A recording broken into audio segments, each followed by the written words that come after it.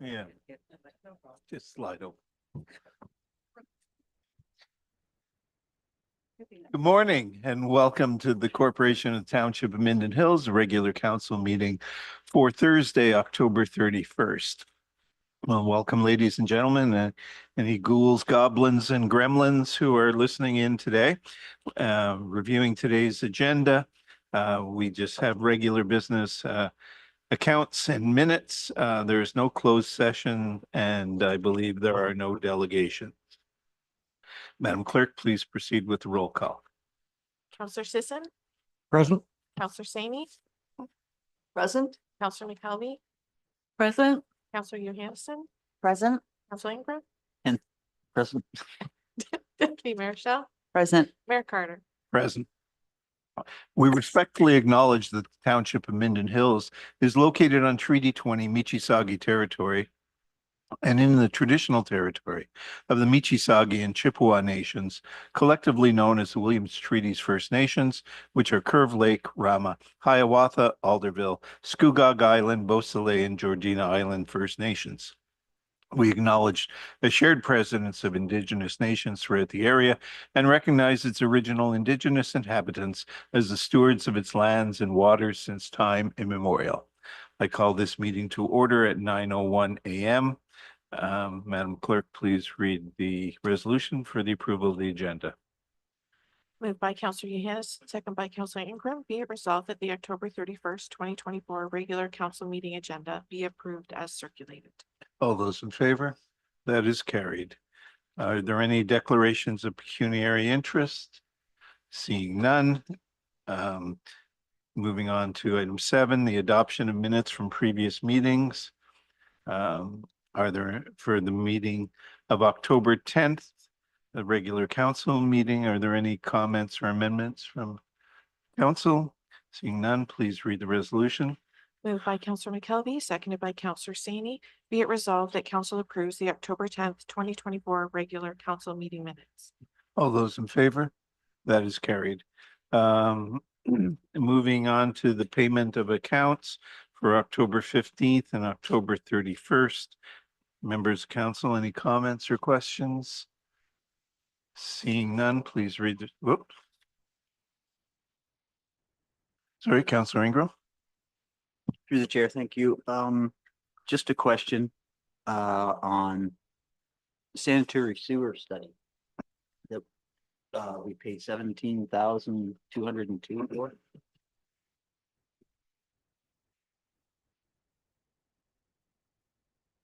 I'll let the Director of Public Works answer that.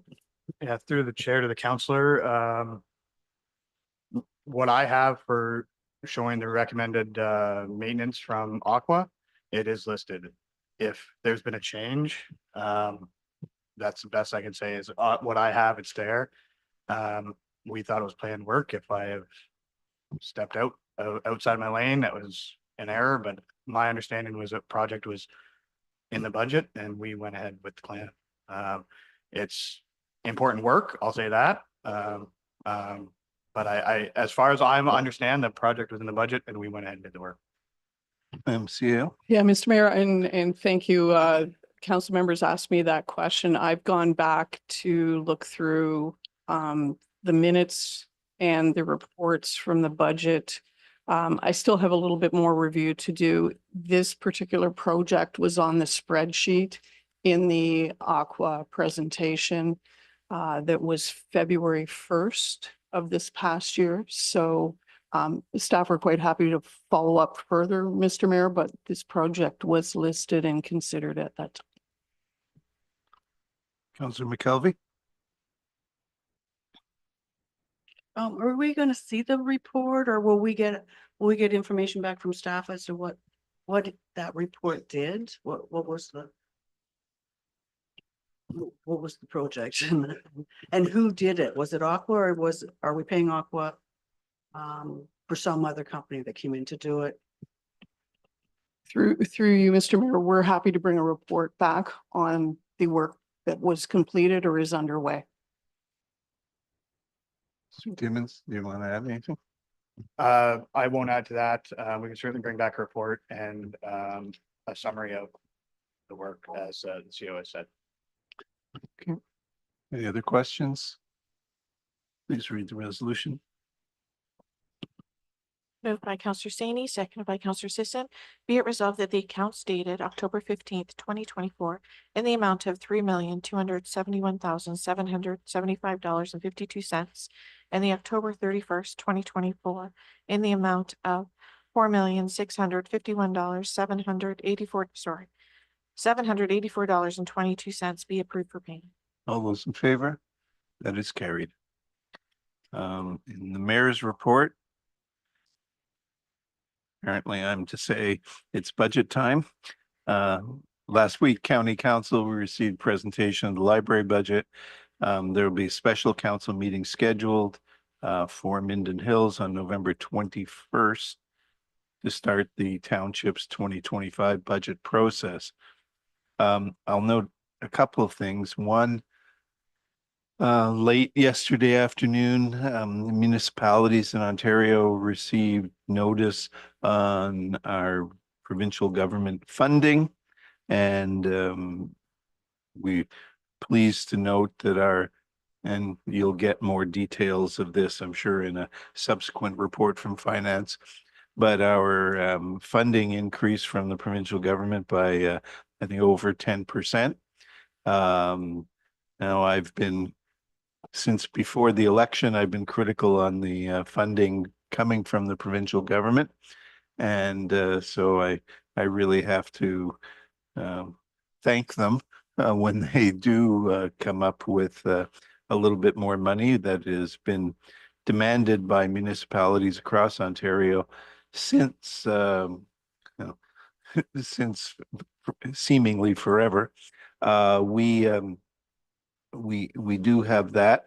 The offset of that, of course, is in the last couple of weeks, we received our funding or invoice for OPP services, which I think in our case go up about 17 or 19%. 18. Well, if you can average my two numbers, you get to 18.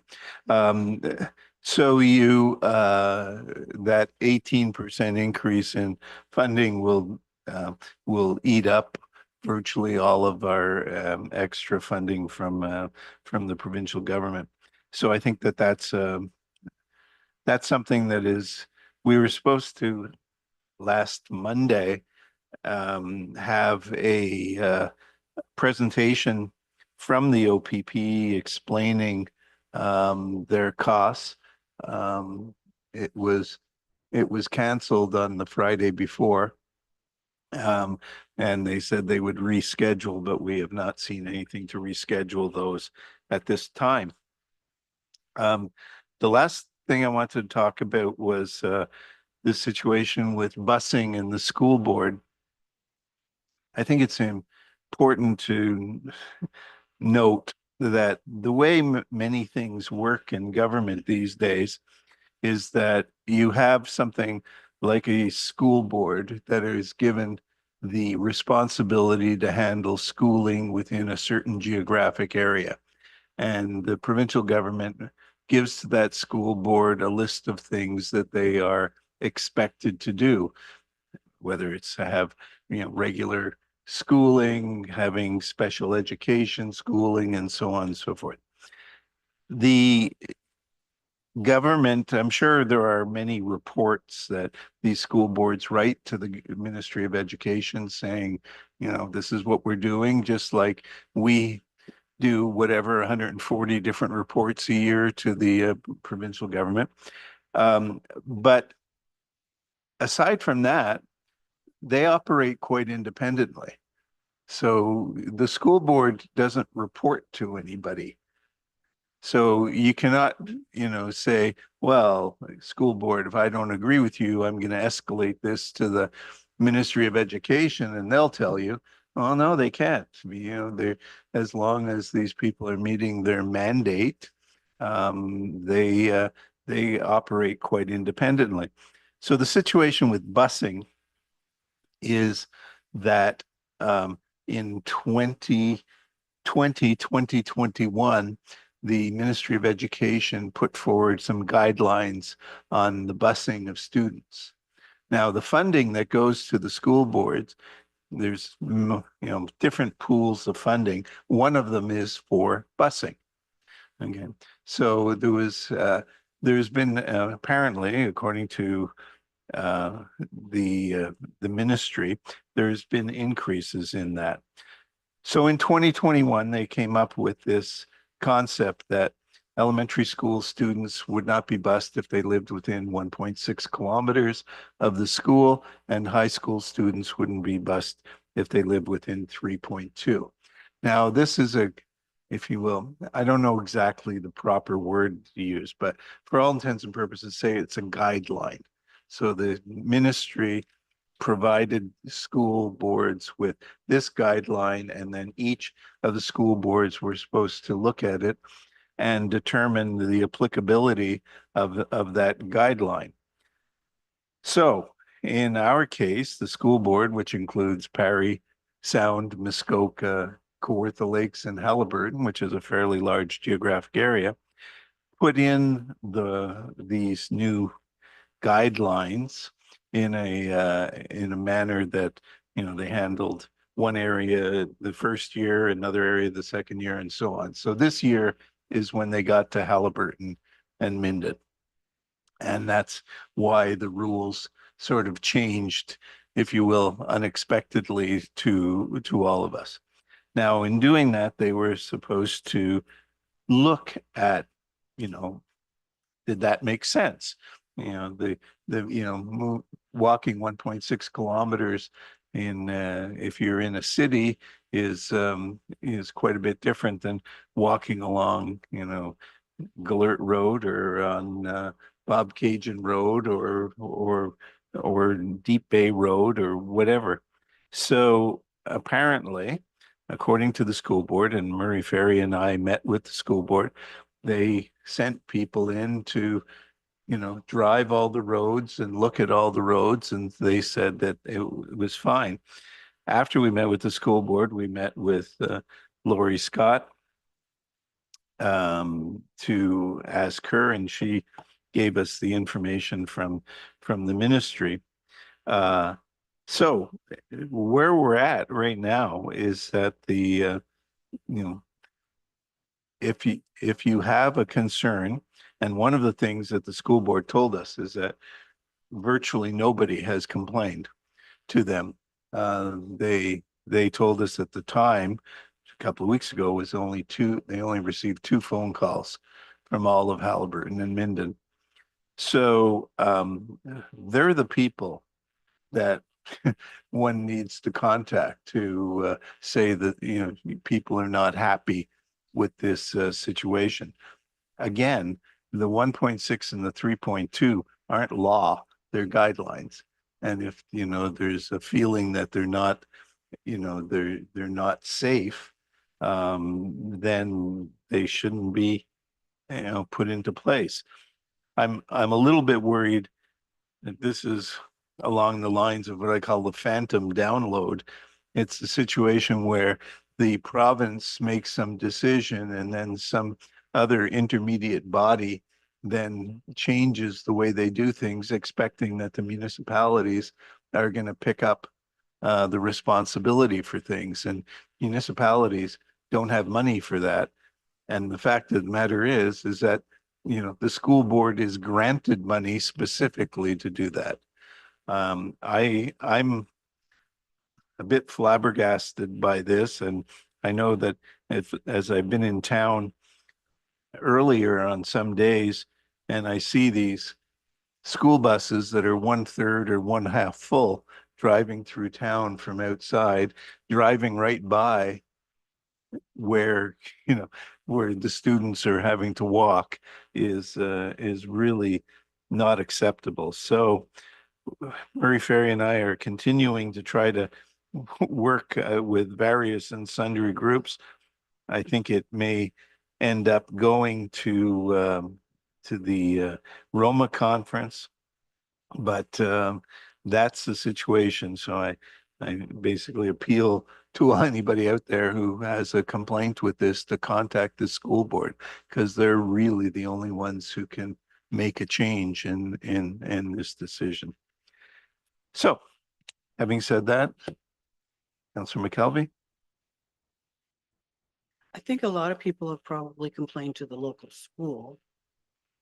And they're not taking that into consideration, but it's very hard to find a contact number for anybody on the website for the Trillium Lakelands District School Board so I don't know if that's something we can. I have that number, a number, and some names. That would be And helpful. and I will send that out. Thank Yeah, but there is a general number for the school board, and it really needs, the people that we can complain to are the people who are in charge of busing and so on. But the fact of the matter is they're told by the senior folks that this is what you will now do. So, complaining to them is not really as effective as complaining to the decision maker, who is the head of school. Councillor Sisson? Yeah, I was just wondering what would happen if these kids were absent a lot because they can't make it to school because it's too far to walk? Would that open their eyes a bit, maybe, if people didn't send the kids? I'm not going to suggest civil disobedience at this point, but I look, is it this weekend we changed the clocks? I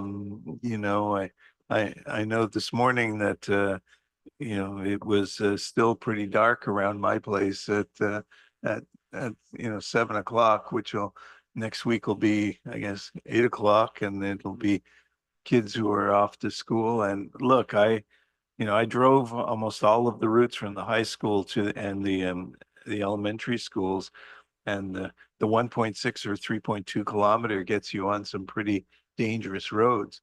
And it's not like all of the roads that we have are such that, they have shoulders and, large areas. If you go up Bob Cajun Road north of the school, I mean, you're getting into a narrow, windy road that doesn't really have shoulders. And when you have snow plows that are trying to plow at the same time and it's dark, I just don't like this, where all this has gone. So talk to the school board. Councillor Ingram? On another subject, you gave us the percentages. Do you have a dollar figure on the increase from the province and the funding that we're going to pay extra for the OPP? Do you have an actual number? Through you, Mr. Mayor, we'll have all of that information better collated for November 21st. I'd be a little reluctant to speak off the top of our heads right now. I'll just say it's like in the $200,000 plus range, but we'll get like I said, this came late yesterday afternoon. All right, Councillor Saini, Roma board. Yes, thank you. I'll join you, by the way, on that action. I wanted to just say that Roma has met in October, and we also met with the Minister of Rural Affairs, Lisa Thompson, who has made broadband and internet one of her big priorities, which is realizing that so many of our services and public services are only accessible and becoming less and less accessible in person, and more demanding that we have internet and broadband for the basic services. So she has made this a priority. The other reassuring thing, meeting with Lisa Thompson, is also her ability to coordinate some of the provincial policies with other ministries and let them know how those policies affect the rural areas. So that was very encouraging.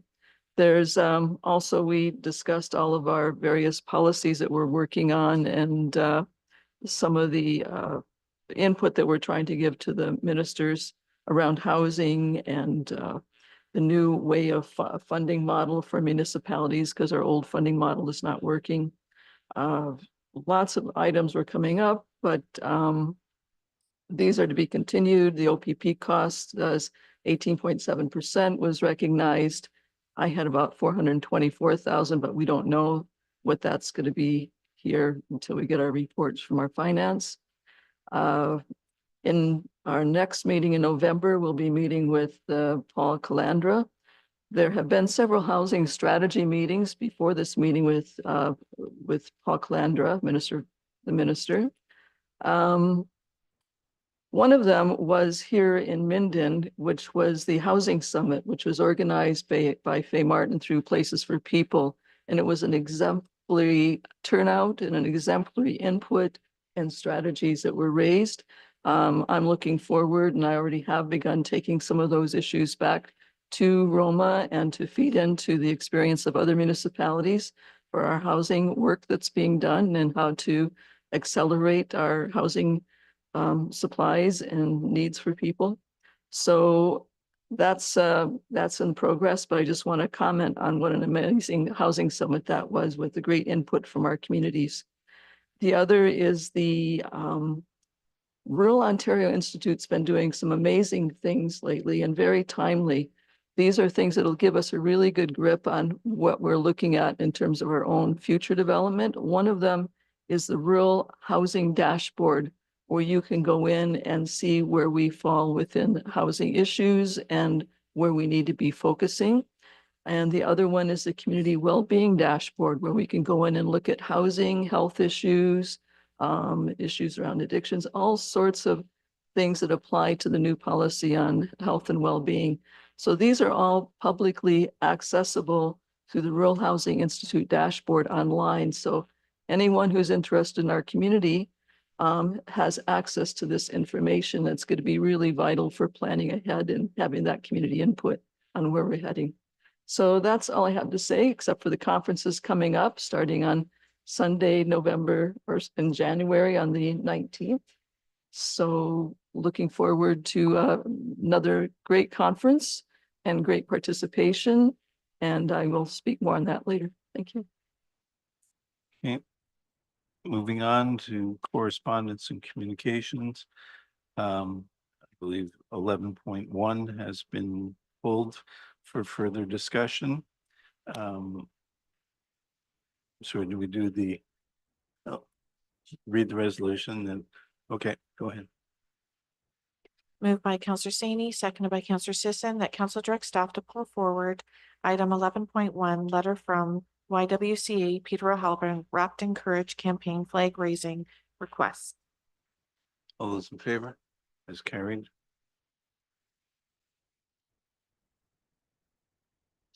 Moved by Counselor Sisson, seconded by Counselor Saney, that council receives the October 31st, 2024 correspondence and communication items 11.2 to 11.4 as information. All those in favor? That is carried. So now we go back to 11.1. Comments or questions? So who?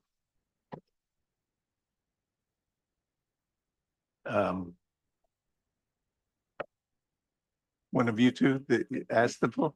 Yeah, Yes. We move sorry. 11.1 you're referring Yes. to? Yes, that we accept the information and that we do the flag raising as requested and support with the purple scarves. Anything? Any further? All right. Do we have a resolution?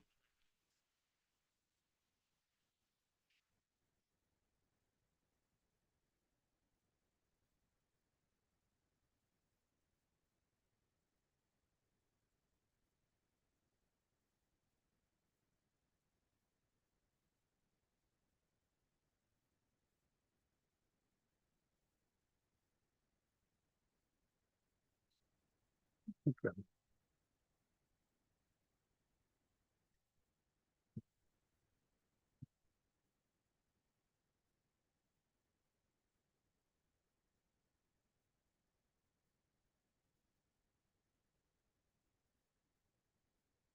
Oh, Councilor McKelvey and Saney.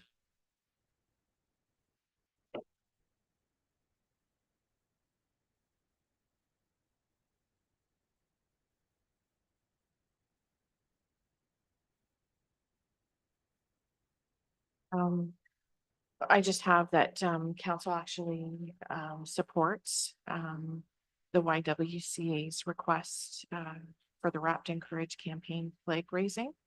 And I just have from November 25th to December 10th to raise the flag. Okay. Are you okay with that? Okay. So moved by Councillor McKelvey, seconded by Councillor Sami. The council receives correspondence from the YWCA regarding the Wrapped in Courage campaign flag raising request, and further that council supports the campaign and direct staff to raise the flag from November 25th through to December 10th for the Wrapped in Courage campaign event. All those in favor? That is carried. Thank you. Mr. Timmons, I believe that you were up.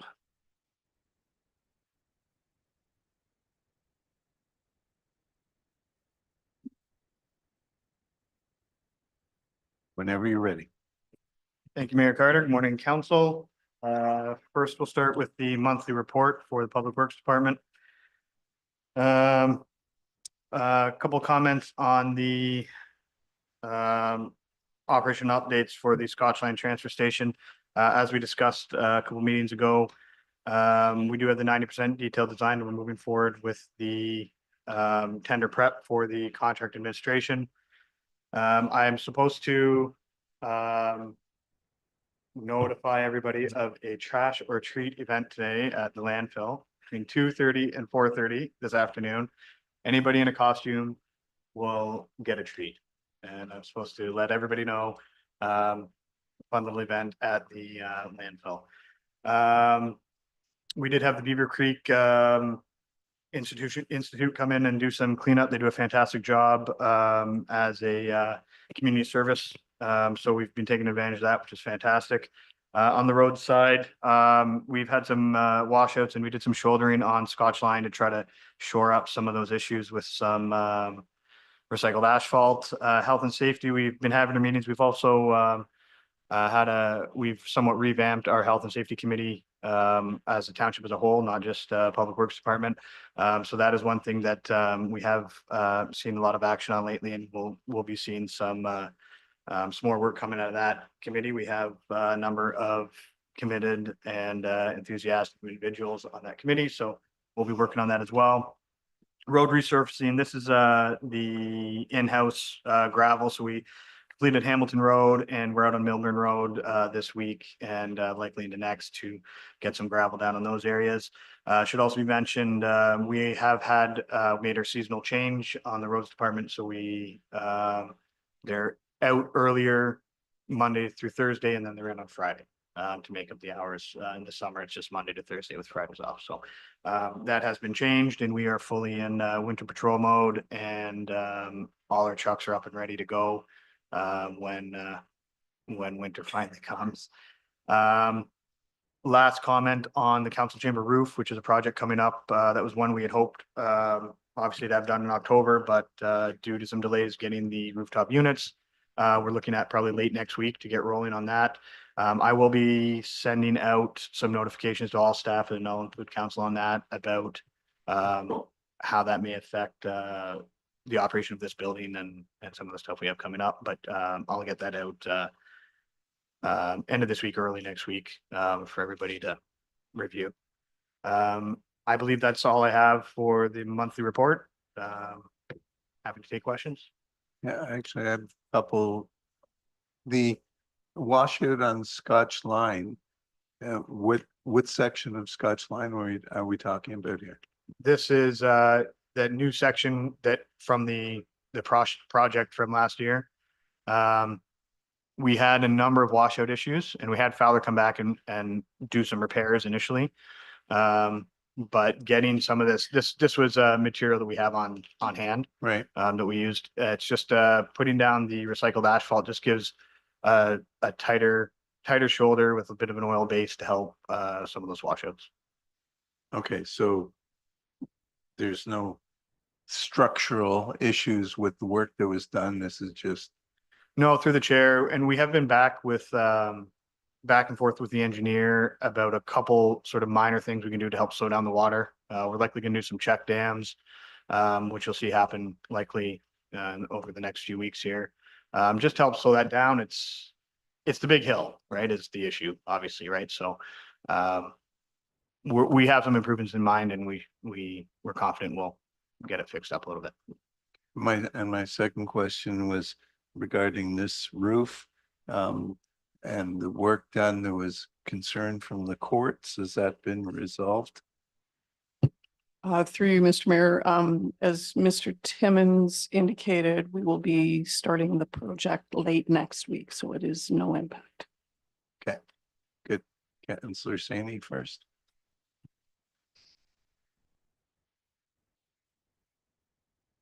Thank you through the chair. Yes, as you know, I'm going to be asking about Sandy Bay Road. This has been a decades-long issue, and you haven't been here for all of this, but I understand that you're doing some engineering studies with it, and that there are some short-term and long-term sorts of approaches to this right now. Do you want to just highlight some of those? Thank you. Sure. Through the chair to the councillor, to address the engineering and sort of the longer term solution, specifically the big hill coming down into the area. Again, surprise, surprise, another big hill causing issues.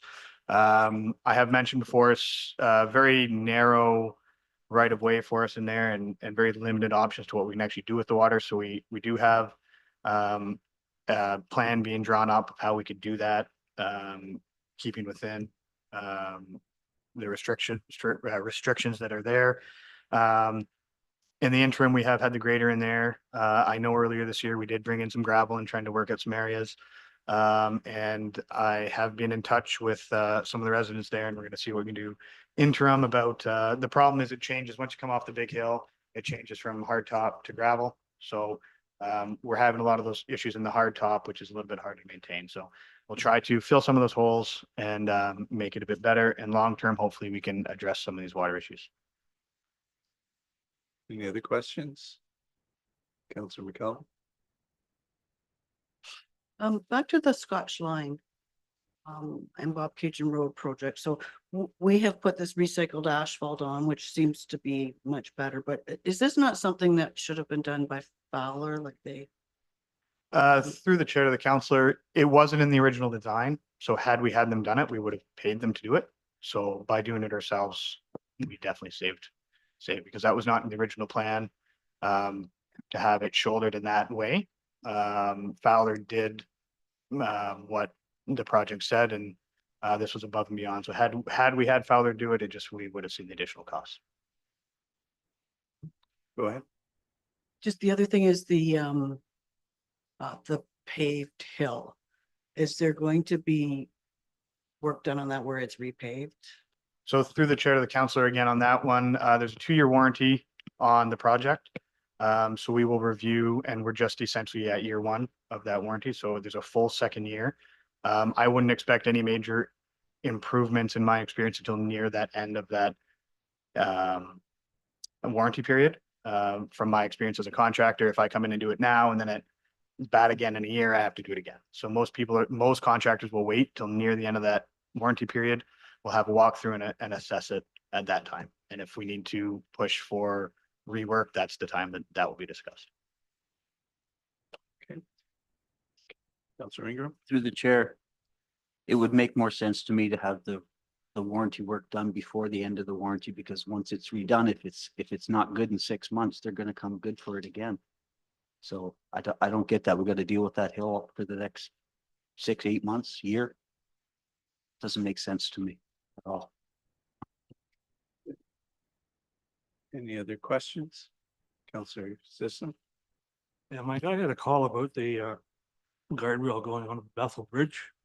It's been hit with snowplow so many times that it's all rough and torn. Maybe a safety thing if somebody happened to lean on it, that should maybe have a look at that and maybe repair it or replace it or whatever. Yeah, through the chair to the councillor, bridge guardrail specifically is something we are targeting for 2025. If this is something of imminent nature, I'll obviously have a look, but guardrails themselves are expensive, and we'll be putting in a proposal as part of our capital in 2025 to do a general repair of guardrails. Our OSIM report, which is the bridges and structures, is fairly good in terms of urgent issues, but one of them definitely identified as some of our guardrails definitely need repair, and we will be certainly working on that. Any other questions? Please read the resolution. Moved by Counselor Ingram, seconded by Counselor Hennessy, that council receives report 24/17, October monthly activity report, Public Works for information. All those in favor? That is carried. Moving on to 12.1.2. Thank you, Mayor Carter. So here we have vehicle take-home report. Back during budget deliberations earlier in this year, it was asked by council to sort of review who we have taken vehicles home and sort of what the purpose was and make some comparisons to some of our neighboring communities. So we have done that. Staff have reached out to all the local municipalities here in the county. We've discussed it amongst ourselves, and what we've come up with is this chart here that shows we have 6 staff here at Minden Hills that take vehicles home. Dysart has 7, Algonquin Highlands has 3, Halliburton County has 5, and Highlands East has 6. So we're right there, you know, within seemingly what everybody else is seemed to be doing. Reasoning for some of these vehicles, it varies. The fire chief is up here, obviously with me, because his reasonings might be slightly different than mine. But for us, our patrollers, our supervisors take vehicles home in order to be able to respond to incidents, especially early in the morning, late at night. We were equipped with our PPE. We have our basic tools ready to go, and we can go out and respond. If we need to put out, you know, some barricades or some warnings, we generally have some basic equipment with us. Not to mention our PPE, which allows us to get out there safely and do the work. Another part of it is the time it takes. We all know we're a large community in terms of geography. So it allows our staff to, especially in the winter months, to start their patrol without coming to the shop, depending on where we are, where you have to come from and where the patrol is. The shop may not be, or is often not near the patrol area. This allows us to patrol, and then the same at the end of the day. If you're 40 minutes away and out on Salerno Lake Road, 30 minutes away, that time now has to be taken to come back to the shop, and it's not productive to come back. It's more productive to finish your patrol at your work time and then proceed home from there. So those are our main reasonings. We did work out some financial implications. We broke down, we took our mileage for the residents that the vehicles are going to. We took an average $1.49 was just the local average cost of gas at the time of writing the report. 11 liters of gasoline per 100 kilometers. Again, that's just an average off my pickup truck to have a working number. And we figured that's about to be $4.90 per working day for the 6 vehicles. Anything outside of the municipal border.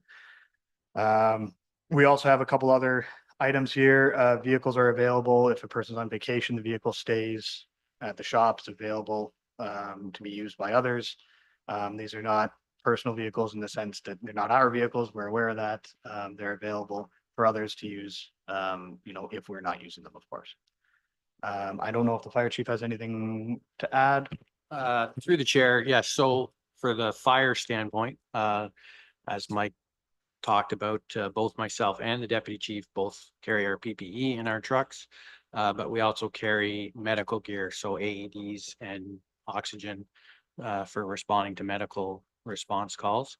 Having the vehicle and that equipment with us at our home gives us several minutes head start for medical response.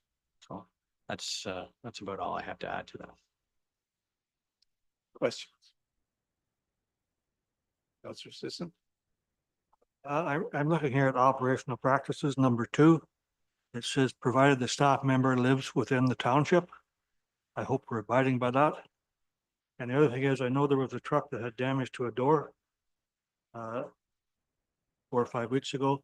There's still no sign on that truck yet on the door, so I'd like to see that back on at ASAP. Thank you. Sorry, what was the first part? Sorry. Lives within the township. So yeah, through the chair. So that will go forward. We will be doing that. There is some wording in some of the existing, I guess, employment agreements. So I don't think the intention is to go back on those, but moving forward, that will be the intention. Any other questions? Sorry, Councilman Kelly. Just clarification on that point. So is this going to be a policy that comes to council for adoption then? Through you, Mr. Mayor, no, not a policy. It's a standard operating practice, an administrative practice. And we will ensure that moving forward. So for instance, when Chief Kruger started, he didn't live within the township and he didn't take a vehicle home. Once he moved to the township, he took a vehicle home. Any other questions? Please read the resolution. Moved by Counselor Ingram, seconded by Counselor Hanson, that council receives report 2418 Public Works Vehicle Take Home Report as information. All those in favor? That is carried. Thank you, gentlemen. Ms. McGuigan. Enlighten us about community services.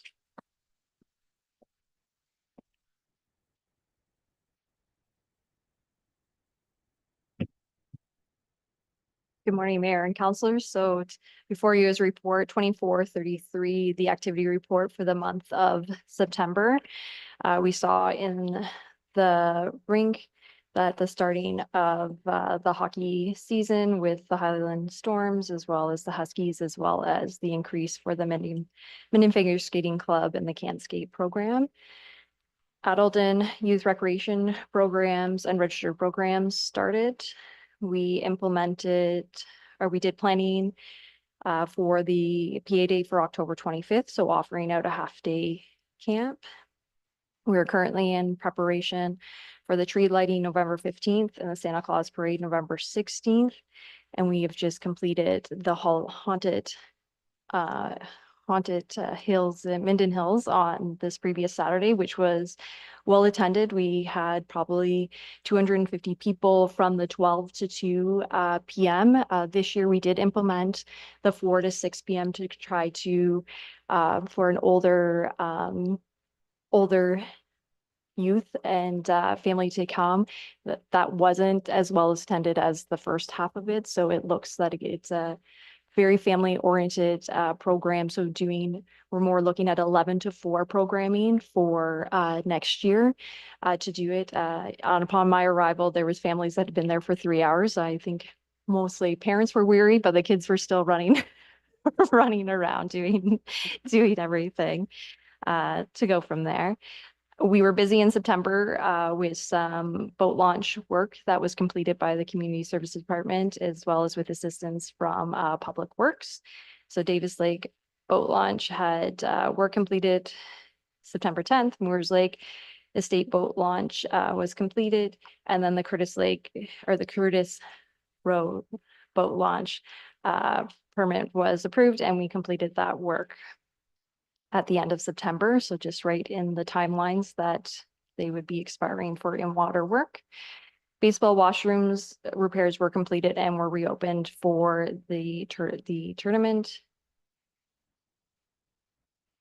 To go from there. And then the Cultural Center working on the recreation programming. So they continued with their Saturday programming until Thanksgiving weekend. And then with the Haunted Hills, they also completed a PA Day camp, and we continue to have the Burners Herzog display at the gallery until November 23rd. Was any questions? Are there any questions? Councillor Ingram first. Through the chair, you're a busy month, Candace. September. Can you just give me a little more information on the maintenance and remediation for the dressing rooms, and just assure us that that issue's been fixed and shouldn't occur again? Yes, so through the mayor, through the chair, or through the chair to Councillor Ingram. Yes, so the maintenance and remediation has been completed. We have worked very closely since January with the HVAC company to get the dehumidifiers and the systems running. We're doing constant checked. The big thing was that the paint for mold inhibitor wasn't applied in the change rooms, and that was applied after the work was completed. Thank you. Councillor Johansson?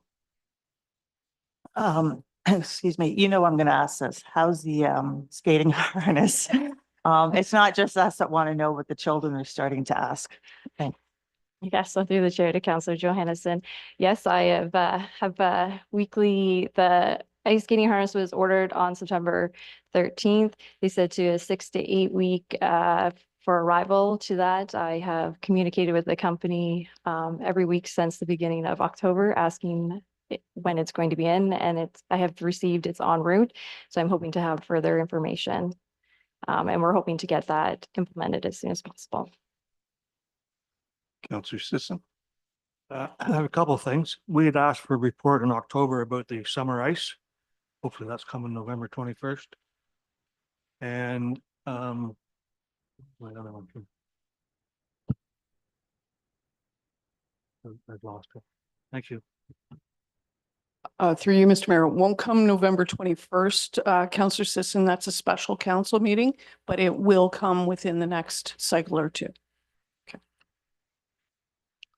Any other questions? Councillor McKelvey? More of an appreciation, just the decorating downtown looks so nice.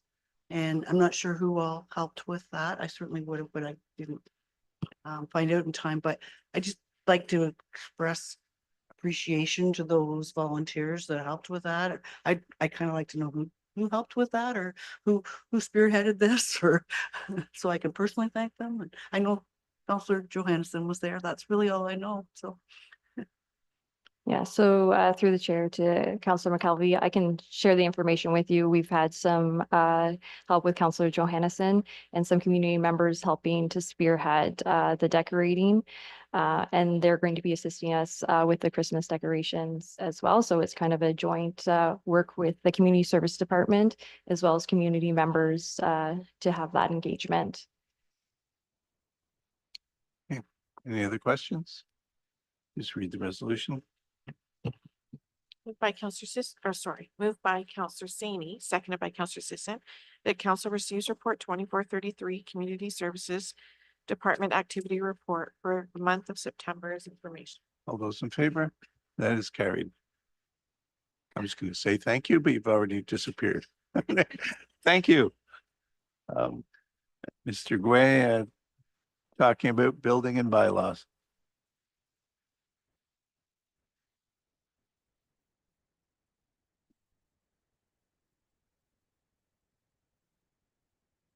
Morning, Mr. Mayor and Council.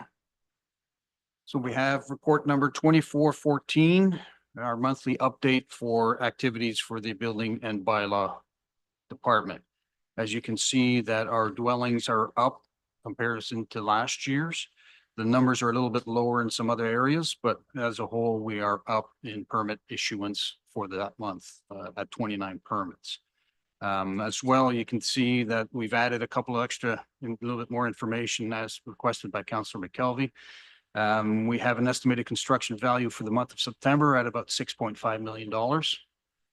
And there were 12 new septic systems that were issued. However, none of them were related to the septic reinspection program. And in the bylaw side of things, bylaw was a little bit slow last month. We had some staffing issues, so we were able to only manage to get 2 new investigations wrapped up. But next month's numbers will be significantly better than this month's numbers for sure. We've had the ability to go out and do a lot more and close off a lot more of the bylaw issues. And the STR program is rolling out. We currently have approximately 11 applications to date for STRs. And hopefully to get those sorted out and rectified and get everybody on their way. Any questions? Any questions? Deputy Mayor Shell? Yeah, not so much a question as a comment or information purpose. I understand that Dysart has drafted some kind of an agreement with Pause at Kalara Station up on Galert Road to be their pound per se. And I know that Ms. Sue Peel had come to council many years ago offering to take on that service. So anyway, just something to consider, because obviously we don't have a pound, but just something to consider, maybe see what the agreement was and if it's something that Minden Hills could consider during the budget. Through the chair to the deputy mayor, we have actually been bandying that idea about at this point here, but we have nothing written in stone as of yet. So we will be looking forward to that. Councilor McKelvey?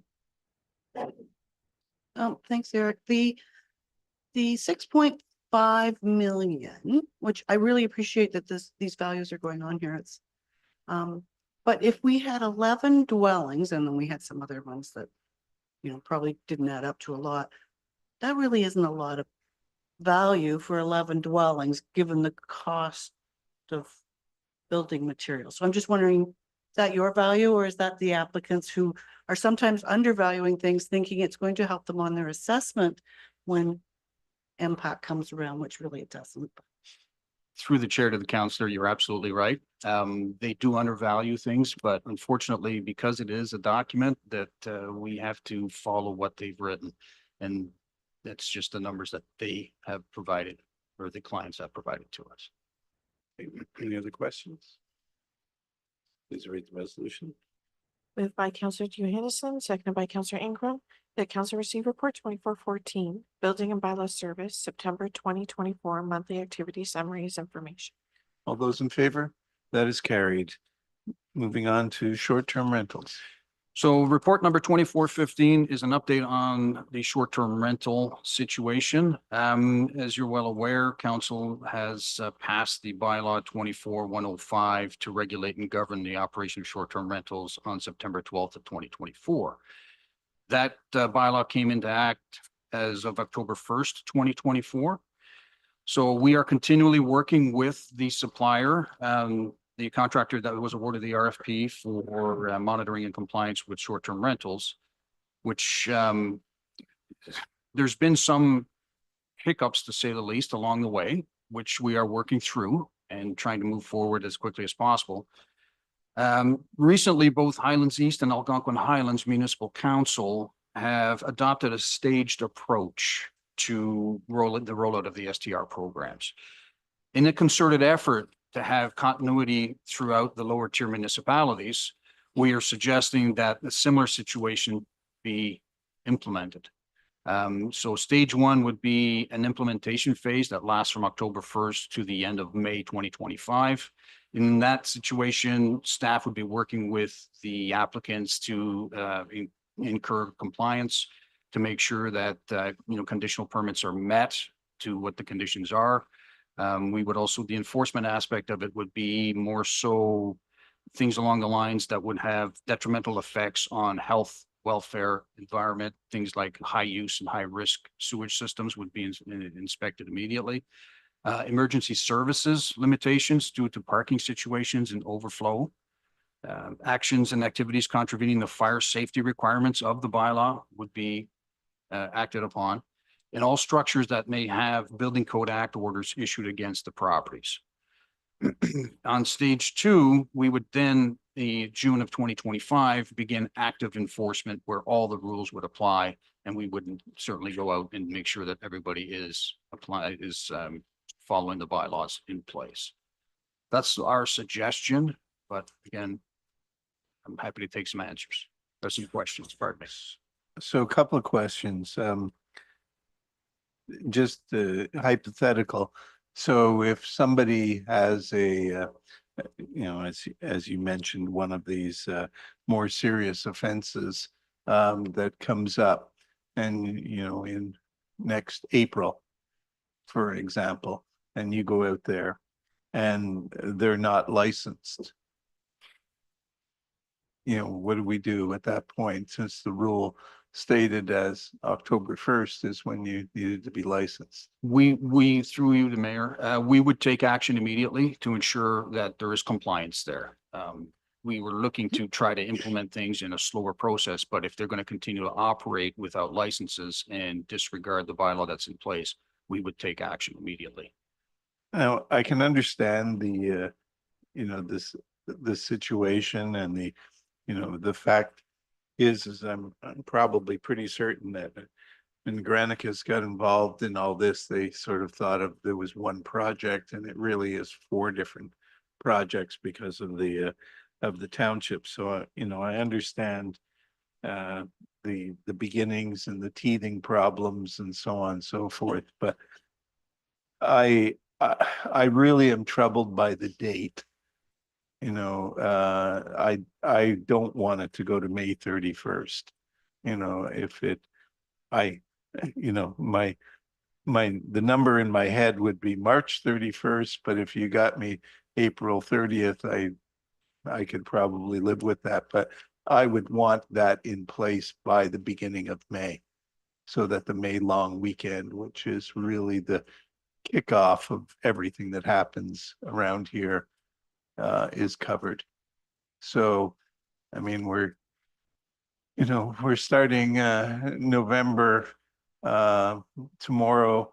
That basically is end of April would give you 6 months, and I would expect that you could do it in the 6 months. So that would be one of my comments. Councilor McKelvey? I definitely agree with the concerns on the dates. I have the same, and I'm fine with staff using their judgment on how hard they want to come down on people. That's fine with me, but I don't want a blanket. We're going to put it off. To me, the bylaw came into effect. It's in effect. Do I want you to go out there tomorrow and start charging people? No, I think we need to be reasonable, and I think our staff will be reasonable. You mentioned Algonquin Highlands and Highlands East. What's Dysart doing? Again, this whole project was supposed to be consistent, and we're struggling with that. So what is Dysart doing? Do you know? Through the chair, I am not familiar with what Dysart is doing at this time. I do know that they have come live. They are live with their program, so I'm not 100% sure whether they're going hard right off the hop or they are implementing a staged approach at this time. Councilor McKelvey? So May 24 is the summer kickoff, no doubt about that. So that's when the summer part gets busy, but we're a 4-season place Sure. now, which is great. And I really want to make sure that we are continuing to ensure that the short-term rentals for the people coming up here to enjoy our winter season are safe. And that was really our method and our madness for this whole thing, as I understood it. So I'm not prepared to support a delay in enforcement. I'm certainly supportive of staff using their best judgment on how they want to see this go. That's my thoughts. Councilor Through the chair, I would agree with the mayor and Councilor McKelvey on this. I like the March 31st date. It gives that month after to settle things in a little bit and get organized for the May. So I'd be agreeable to the May 31st deadline. March 31st. March 31st. MCL? Through you, Mr. Mayor, and staff very much appreciates council's comments. And I think Councillor McKelvey, you alluded to one of the things that we've been working towards, but it has at times been a challenge, consistency across the whole program. I think from a staffing standpoint, we'd be fine with a March 31st date. And to Councillor McKelvey's point, I guess when we were looking at this, we're implementing quite a new and different program in Minden Hills and across the county.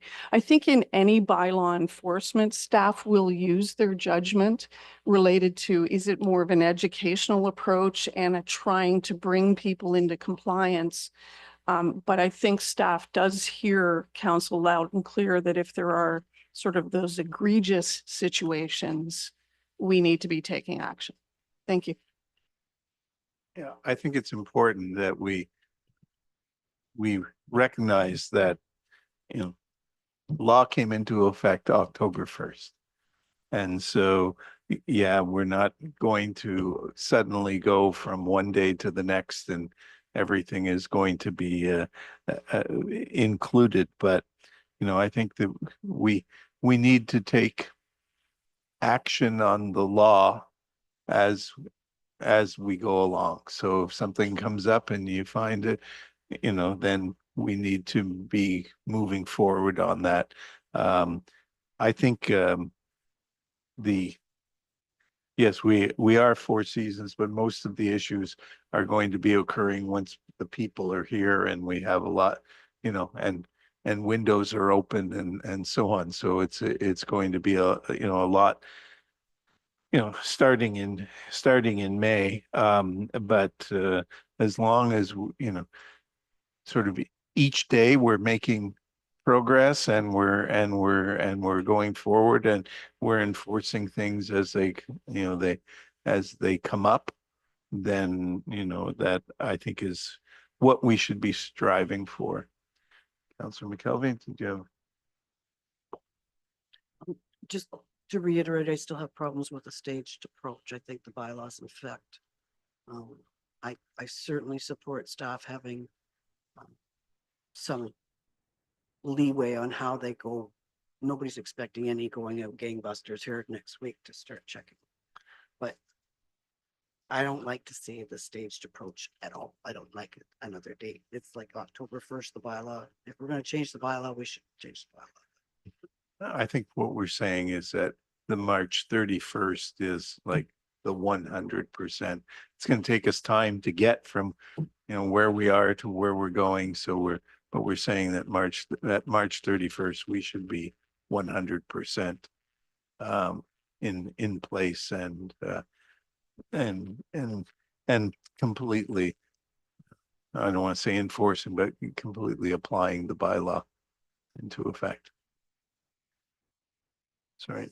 If I may, Mr. Mayor, so just hearing council's comments, I've just made an amendment to that resolution. If Councillor Ingram and Councillor Johansson is agreeable to it. So it's as it stands with an amendment to stage 2 active enforcement to March 31st, 2025 in the staff report. Basically, we're just making an amendment to the stage 2. So I have with an amendment to stage 2 in the staff report, active enforcement to March 31st, 2025 to commence March 31st. The active enforcement, I think with the bylaw in place, is it not active if something happens I think prior to that? I think what we're saying is that if something comes up and we find Okay. something before March 31st, we do it. Okay. But March 31st, we That go out and full board. look at it. Okay, Yeah. just wanted to clarify. So do you want me to just take Thank that out completely and just read as it stands? It's fine. No, so Oh, okay. It's April 1st. That is, so this is, April 1st. Yes, Yeah. sorry. Okay, before you go, Councillor Saini. Yes, just to be clear, what we're approving then is that staff are using that kind of discretion. But when that date comes, March 31st, that discretion of staff changes into this is the policy. So I think we're talking about the same thing. We're just changing date to March 31st. Because is that not clear? I think I don't know, the best, it's always difficult because you end up wordsmithing here, but I think what we're saying is that until March 31st, as we're getting this into place, okay, and because it's not, we've had, 11 applications? Pretty certain there's more than 11 short-term rentals in Minden Hills. If something comes up, we find it, we are answering a complaint, we will take full action there. But as of March 31st, there is, we're almost positively enforcing the bylaw. In other words, if, we're doing more than just having something come to us and then us making a judgment to being on March 31st, it's all out. Yes, so that's what I understand. So Yeah. it's all out on March 31st, as opposed to some discretion before then. Right. Thank you. Councillor McKelvey? We should probably just change the bylaw then because I have to point out that the staff are really going to be hitting the ground running come spring with everything else that happens in the department and development and building permits and bylaw enforcement, and that's their ramping up to their busiest time. I personally feel that they should be starting to enforce this over the winter. Or at least get more people applying. They are. No. But I'm hearing- Through you, Mr. Mayor, the program is not stopping. No, I realize that. What we're taking applications, we are having conversations with the operators.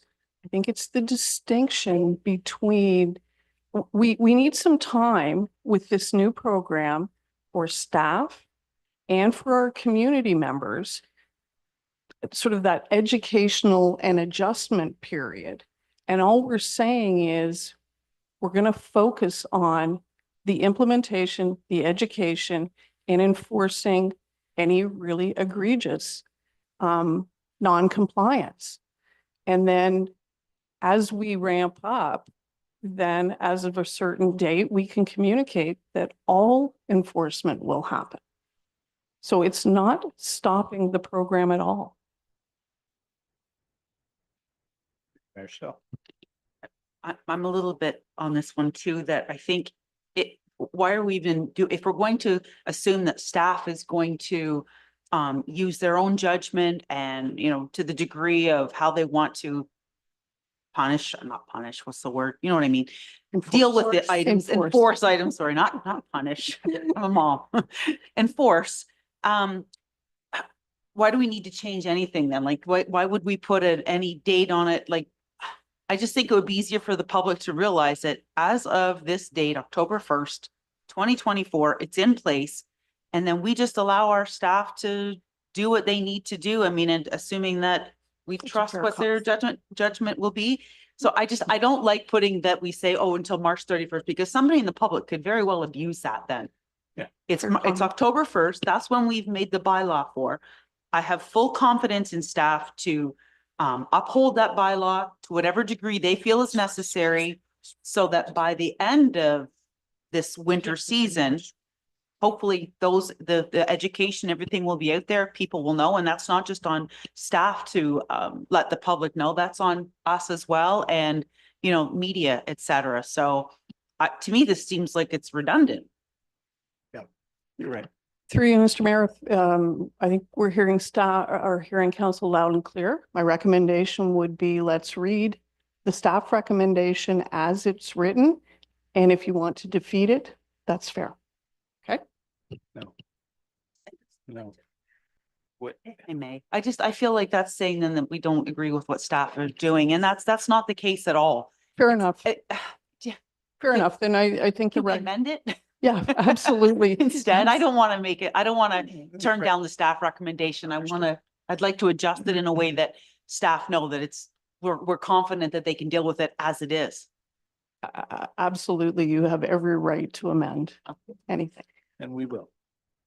I think So Okay. just Just wording, what would you like the word? my recommendation would be that council receive the report for information, and that council is supportive of, council would like the bylaw enforced as it stands as of October 1, 2024, and that council will support staff in using discretion related to enforcement. and Can we not do that? Absolutely, you can. I think everything else is said. yeah, I think the Absolutely. only thing that's important is that we're saying to staff that we recognize that as of, today, you're ramping this up and putting it into place. But what we're saying is that we we expect that by March 31st, you will be fully ramped up internally. I mean, it's not, it doesn't change what's happening into the, with the, you know, the public, but internally, we expect you to be 100% up and running on the March 31st. Through you, Mr. Mayor, the intent was to, more so for the administrative side of things, to make sure that everything got put in place the way it was supposed to be put in place, making sure everything was covered and legally binding. That was the intent essentially of the report. But to Councillor Saney's point, absolutely, anything that's egregious, we would act upon, just as we would act upon anything else outside of the STR bylaw. So that's the intent here.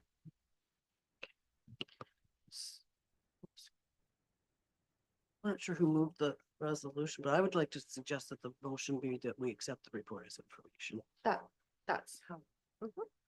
So, if I may, Sure. Mr. Mayor, so Counselor Ingram and Counselor Johansson, are you comfortable with that amendment?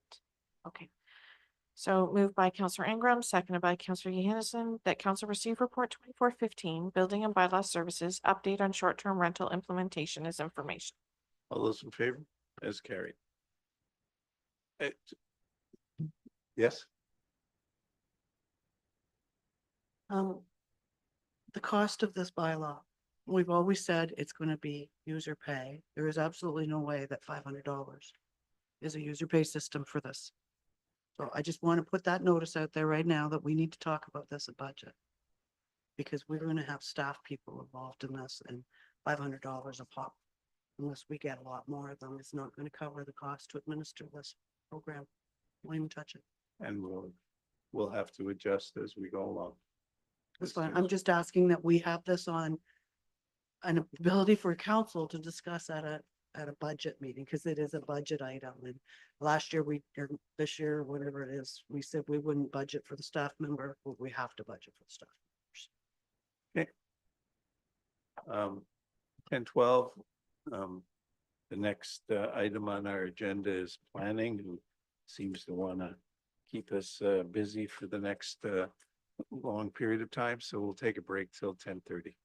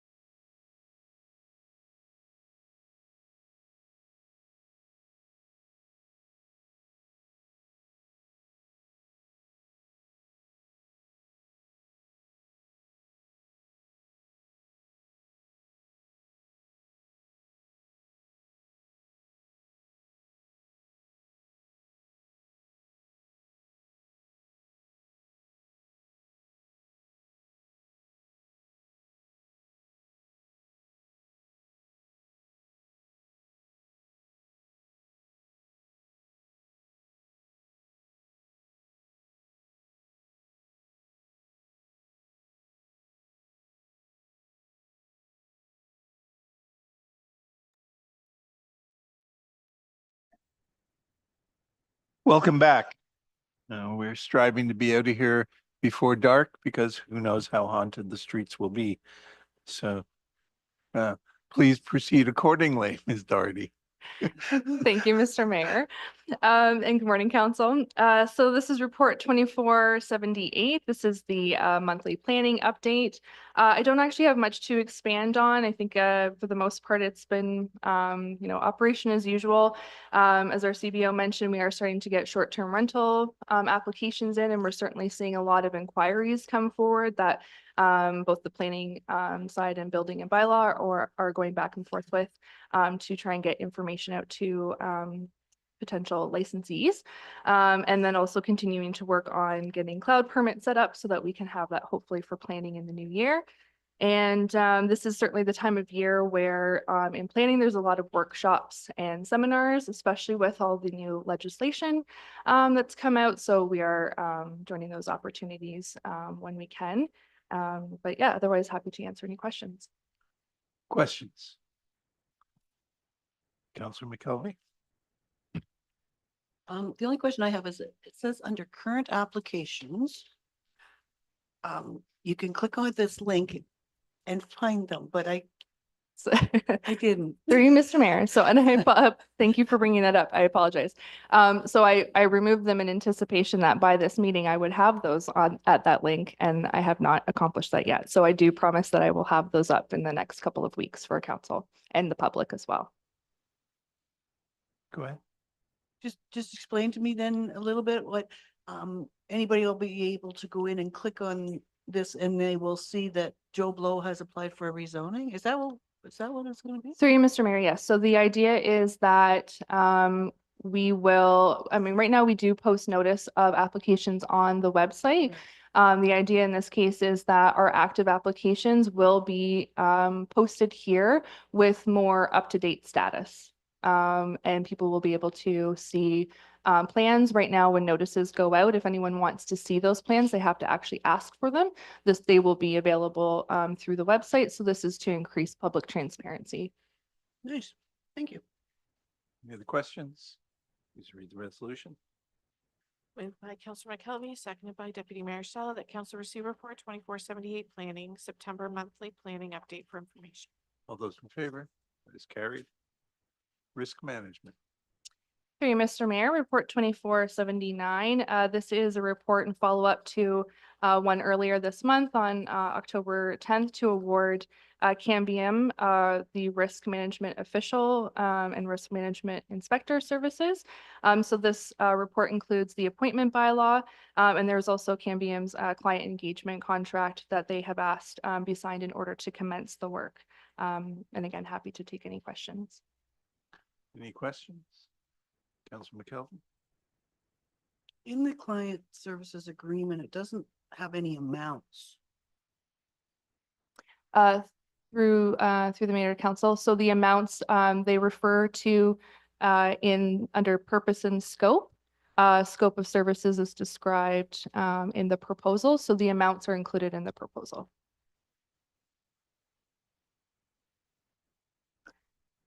Through you, Mr. Mayor. So those were provided in the October 10th report. Any other questions? Please read the resolution. Moved by Councillor Sisson, seconded by Councillor Saini, that council receives report 2479 planning as information that bylaw 24113 being a bylaw to appoint the risk management officials, risk management inspectors be referred to the bylaw portion of the agenda, and further that council authorize the mayor and clerk to execute the general terms of client engagement contract. All those in favor? That is carried. One that's near and dear to my heart, 12.5.3. Through you, Mr. Mayor. So report 24-80 is with respect to Kawartha Lakes Housing Corporation. We have now executed the site plan agreement for this development on Highway 35. And so it is now appropriate to lift the holding provision so that they are eligible for building. I would note it's the Kawartha Lakes Halliburton Housing Corporation. My apologies, Mr. Mayor. Any questions? Councilor McKelvey? Any construction dates, any? Once this provision is lifted, then the tender can be let. And so the tender will be let in the November, December time period. And depending on what response that is received, then we will then, look forward to construction, but it also is dependent on a certain amount of funding from Canada Mortgage and Housing Corporation, which is always a bit of a crapshoot, unfortunately. So, but that we would hope that tender goes out later this year, and we start construction sometime in the 25 building season. Any other questions? Please read the resolution. Moved by Counselor Saney, seconded by Counselor McKelvey, that council receive report 2480 planning as information. And further that bylaw 2459 being a bylaw to remove the holding provision from lands subject of PLRZH 2024022 be referred to the bylaw section of the agenda. All those in favor? That is carried. 2481. Through Mr. Mayor, so this report is with respect to, pardon me, road improvement agreement for Piper Glen Road. So council had previously reaffirmed the intent to assume Piper Glen Road as a public highway. So this agreement outlines the terms to acquisition through to assumption. The future road does require some improvements, which would be undertaken by the current owner, the corporation, and then following which maintenance would be undertaken after 70% of the lots are occupied. Happy to answer any questions. So. Questions? Councilor McKelvey? I'm still a little concerned that we don't have security, and I don't want to make this sound like this is any reflection on the developer here. I'm not the least worried about him. But usually when a municipality enters into a road agreement and the developer has to bring it up to a standard, the townships would take security to ensure that that happens, because as of, once we pass this, then tomorrow we're going to take a deed for this road. Doesn't mean we have to assume it. We're going to take a deed for it. The people in that little area certainly are going to feel that we have an obligation at this point to ensure that that road does get brought up to standard down the road. And if it doesn't, we're going to be pressured. No, we will not have an obligation. And I understand that, but we would be pressured to do that. And I just feel that security is important, and I don't want to set ourselves up for a precedent with this particular one. As I said, I'm not worried about, but it sets us up for a precedent that this is how we deal with these things, and I don't think we should. The other issue I have seen happen is that instead of making them surface treat the road when 70% of the places have been built and occupied, that you take security at that point so that you don't end up having the developer do the surface treatment and then the 3 more homes that are going to get built bring in bulldozers and screw up the road. So a lot of times it's better if the township just waits until it's completed and then surface treat it. Those are my thoughts on this. Madam CEO? Thank you, Councillor McKelvey, and thank you for expressing those questions and concerns earlier in the week. It allowed Ms. Doherty and I to circle back and meet with our lawyer. So what I can confirm for council is we're not setting a precedent. Each file can be considered on their own. Each application can be considered on their own, as the conditions related to each application can be quite different. In this case, we had the lawyer for the developer and the township's lawyer go back and forth in developing this agreement. So it's been vetted by both lawyers. I think to your concern, Councillor McKelvey, about the securities, it's a valid one. In this case, much of the work has already been done. As you say, we will take the deed but that is only to own land.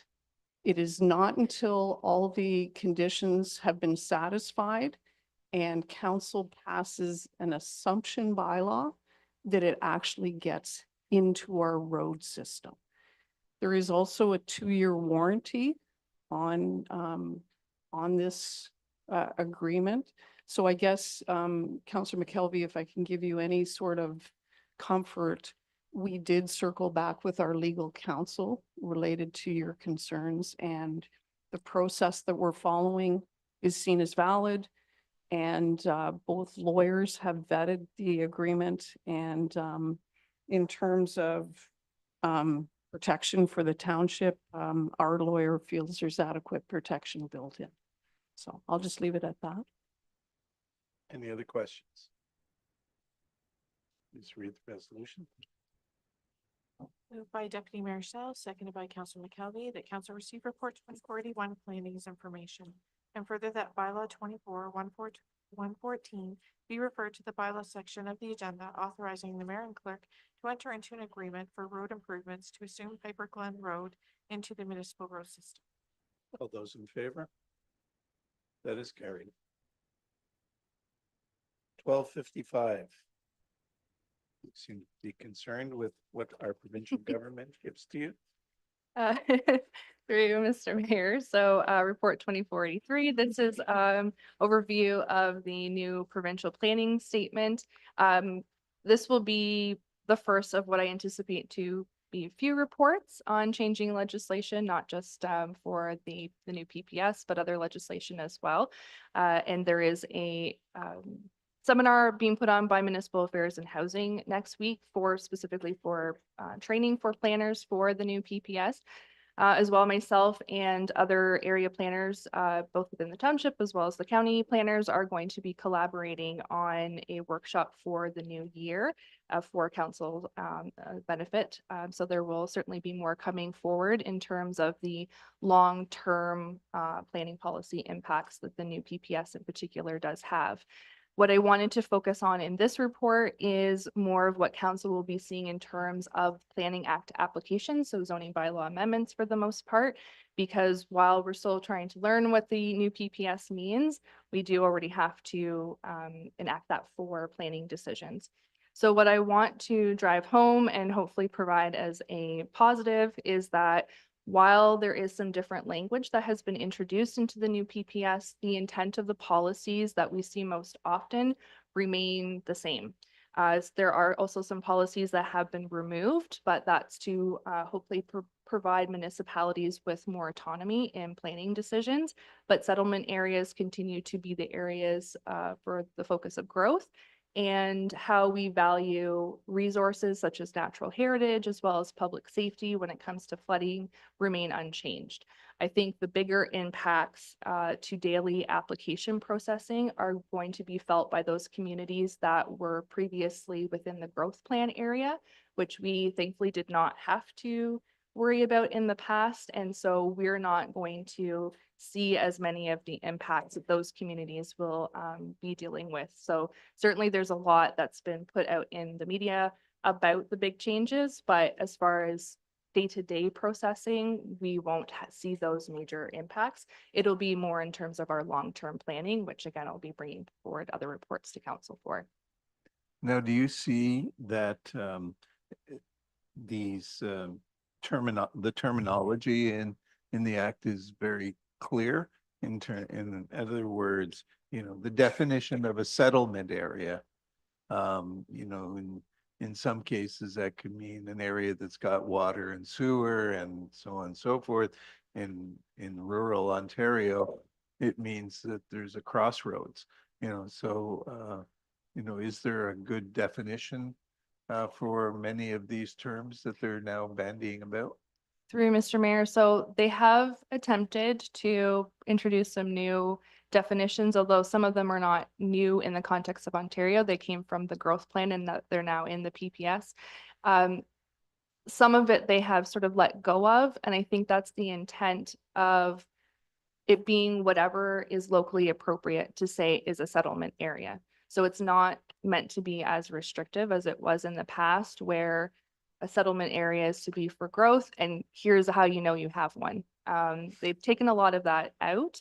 I mean, there are still certainly policies that they want that are considered to be of public interest, such as, you know, how we have municipal servicing or how we handle it when we don't. But they've taken a lot of that more restrictive, this is how you will grow out of the PPS. So that there is, as I said, a little bit more autonomy for municipalities to make that more localized. And do you know, the next area that used to be talked about is the area just outside the settlement area, then whatever they called it, the near areas that, you know, where you could somewhat expand the settlement area or build housing on the outskirts or the very outskirts. Is that being clarified also? So through you, Mr. Mayor, there have certainly been changes for that. I do think that will impact more of our long-term planning. So you will see me bring that forward because there have been changes, significant changes to how and when settlement boundaries can be expanded. It's meant to be more relaxed than was previously. So it will certainly have an impact on what Minden might want to consider moving forward for the future. But I will bring that back in a future report.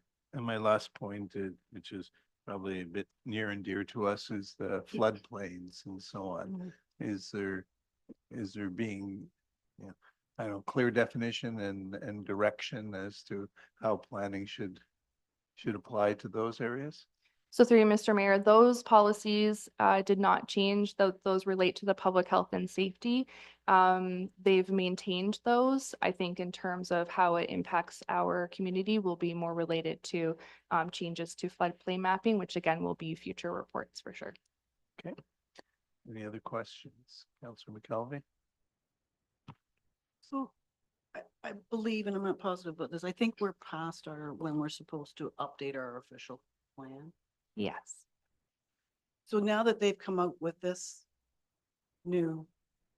wonderful new piece of legislation or documents, are we in a position then that we should probably start looking towards that? Through you, Mr. Mayor, that's music to my ears. But I think firstly, the county is looking towards what they need to do to update their document.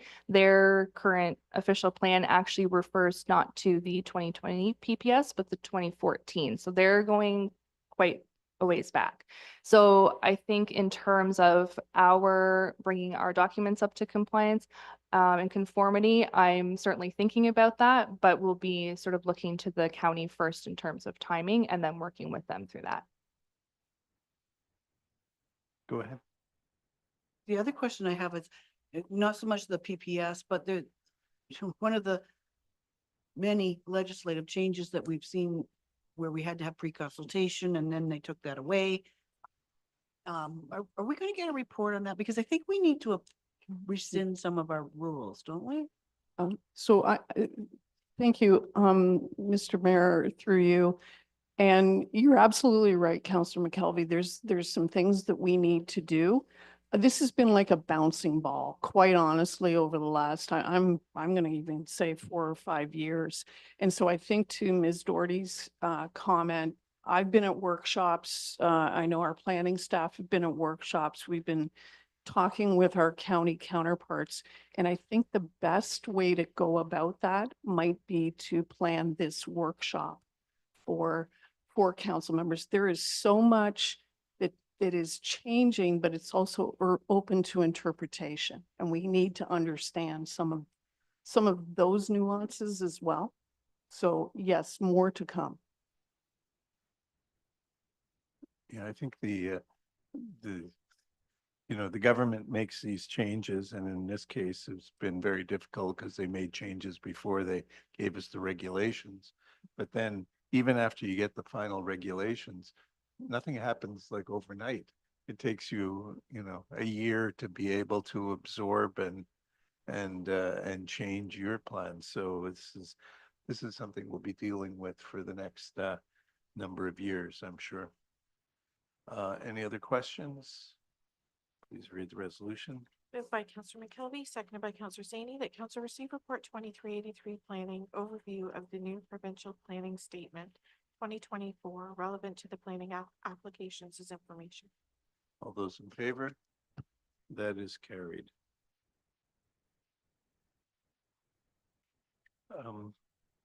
So I know we're looking at consent resolutions here for the next, and I am assuming we do this the same as we would on our correspondence.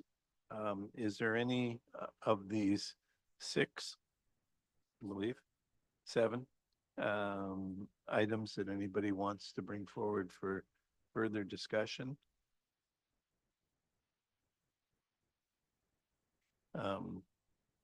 Sure. Go ahead. Well, so this is a lengthy resolution, and in the bullet points, I have the report first and then the application number that follows. So moved by Councillor Johansson, seconded by Councillor Ingram, that council receives the following sale of shore road allowance applications and planning reports as information. 2484 PL SRA 2024037, 2485 PL SRA 2024043, 2486 PL SRA 2024045, 2487 PL SRA 2024046, 2488 PL SRA 2024053, 2489 PL SRA 2024054, and that council direct the planning department to proceed with the said applications in accordance with policy 19, as amended. And further, that council receive report 2490 PL SRA 2021013 planning as information, and refers bylaw 24115 to the bylaw section of the agenda to stop up, close, and convey part of the original shore road allowance with respect to the said application. All those in favor? That is carried. Thank you. We speak finance.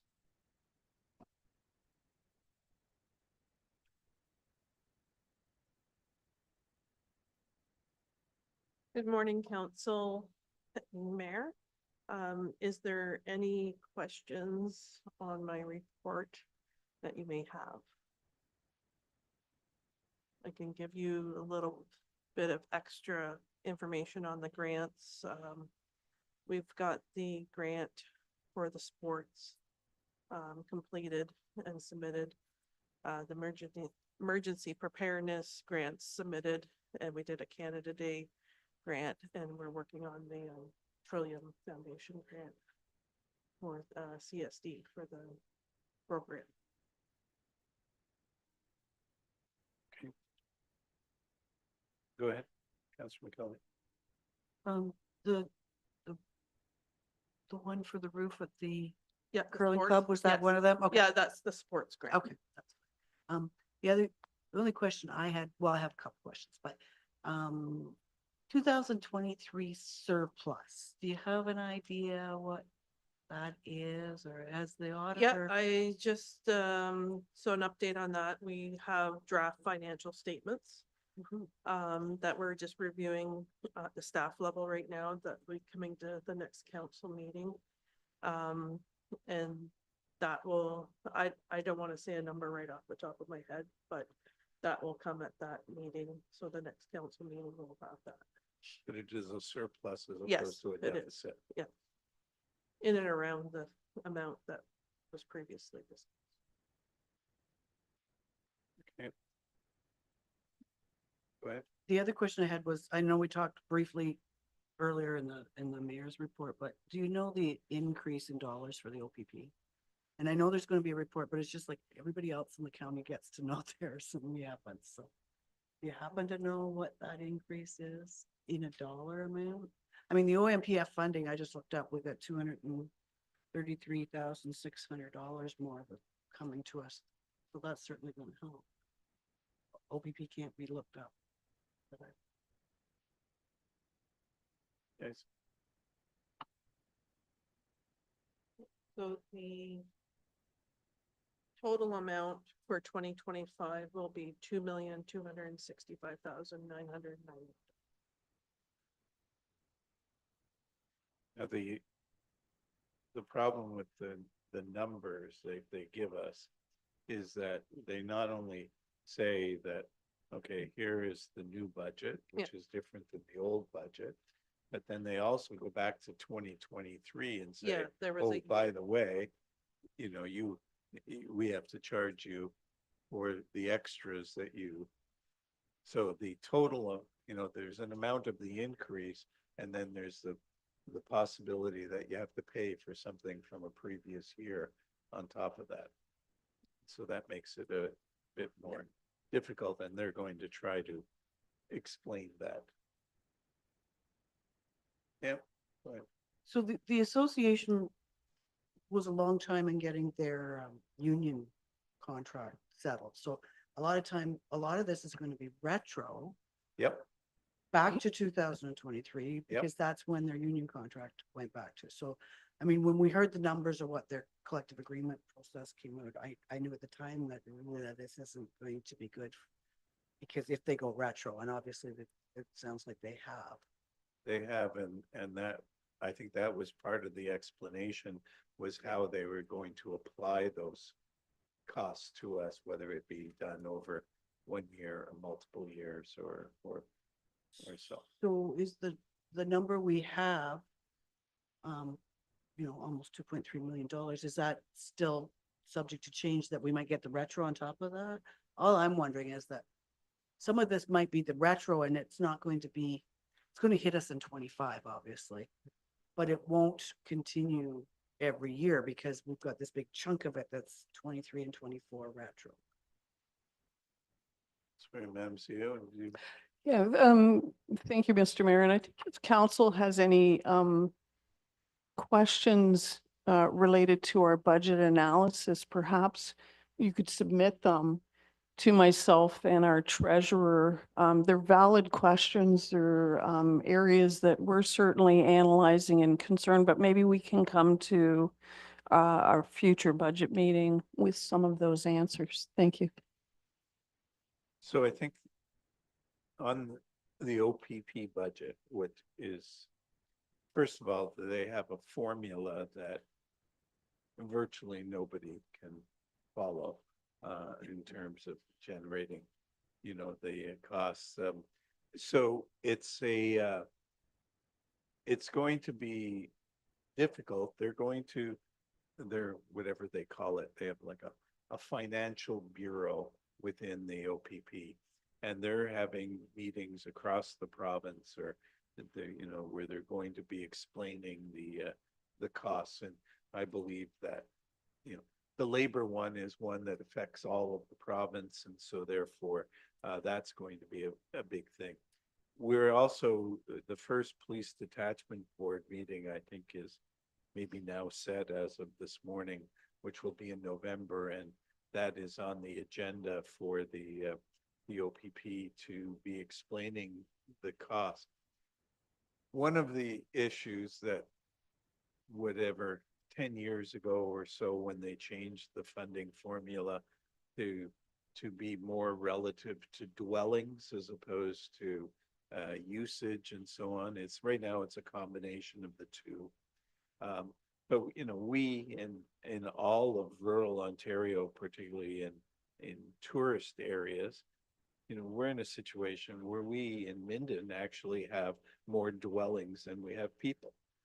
And, many of those dwellings for 6+ months of the year are totally unoccupied, and therefore certainly not generating a lot of police activity and police calls. So what happens is that at the more, if you will, the more local levels and so on, the police staff according to the demand. Okay.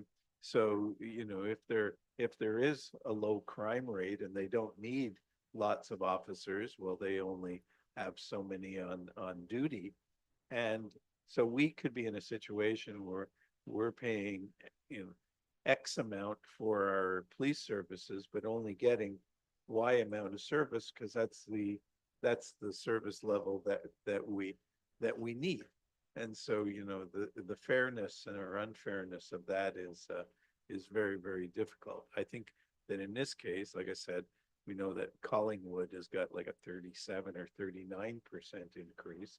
And I was told that many municipalities or if you will, more urban areas or semi-urban areas have seen much larger increases than we have in the rural areas. So this number is a shock to everybody. And, you know, the amount of money that we spend on policing, I think we're like $7 or $8 million is spent in Haliburton County on policing. It's a huge amount of money. So, there's just still a lot of unanswered questions, and we'll hopefully have more answers by the time of budget, particularly as to how it might affect the following year budget also, because that's going to be the question. Any other questions? Please. Moved by Counselor Sisson, seconded by Counselor Staney, that council receive report 2415 finance monthly update for information. All those in favor? That's carried. Thank you. Thank you. Staying here, or are you going there? Kidding. Go ahead. Land Division Committee, Ms. Bull. So, county has reached out and requested a representative to the Haliburton County Land Division Committee. Last year, Councillor McKelvey was our representative and Councillor Ingram was our alternate. So staff is just seeking appointments for the upcoming year. I move that we continue with our present representation. And I move that somebody else move. I have, okay. I have, Counselor Sisson and Pam Saney on here already for the motion. Are you comfortable with that, council? Yeah, okay, okay.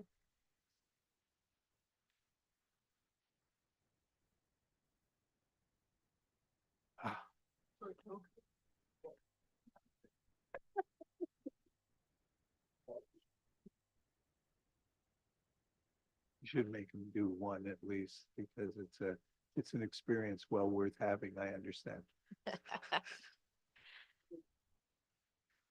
Moved by Counselor Sisson, seconded by Counselor Zaney, that council appoints Counselor McKelvey as representative and Counselor Ingram as the alternate representative to the County of Haliburton's Land Division Committee. All those in favor? It is unanimous. All right, 12.7.2. Is that you, Madam CEO?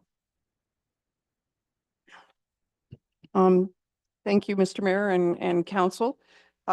Before you is a very collaborative report. You'll see that following the September 26th meeting of council, where we had some conversation about movement in our core area, emphasized by the decisions from the school board to expand the area in which students are required to walk.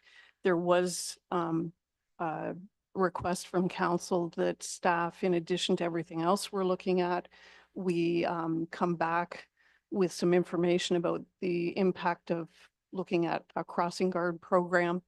So we convened quite a number of staff members to take portions of this report and go away and do investigation.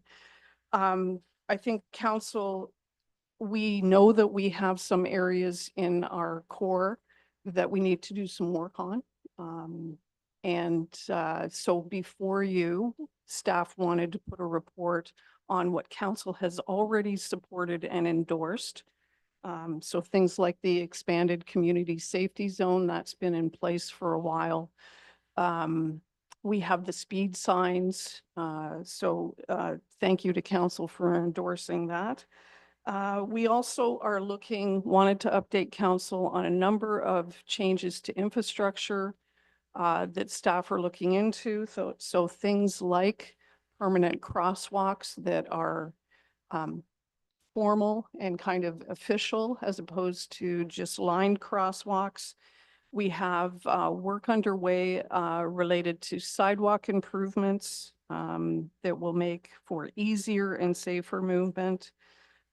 We've looked at speed limits. We can look further at some speed limit changes, particularly on Bob Cajun Road.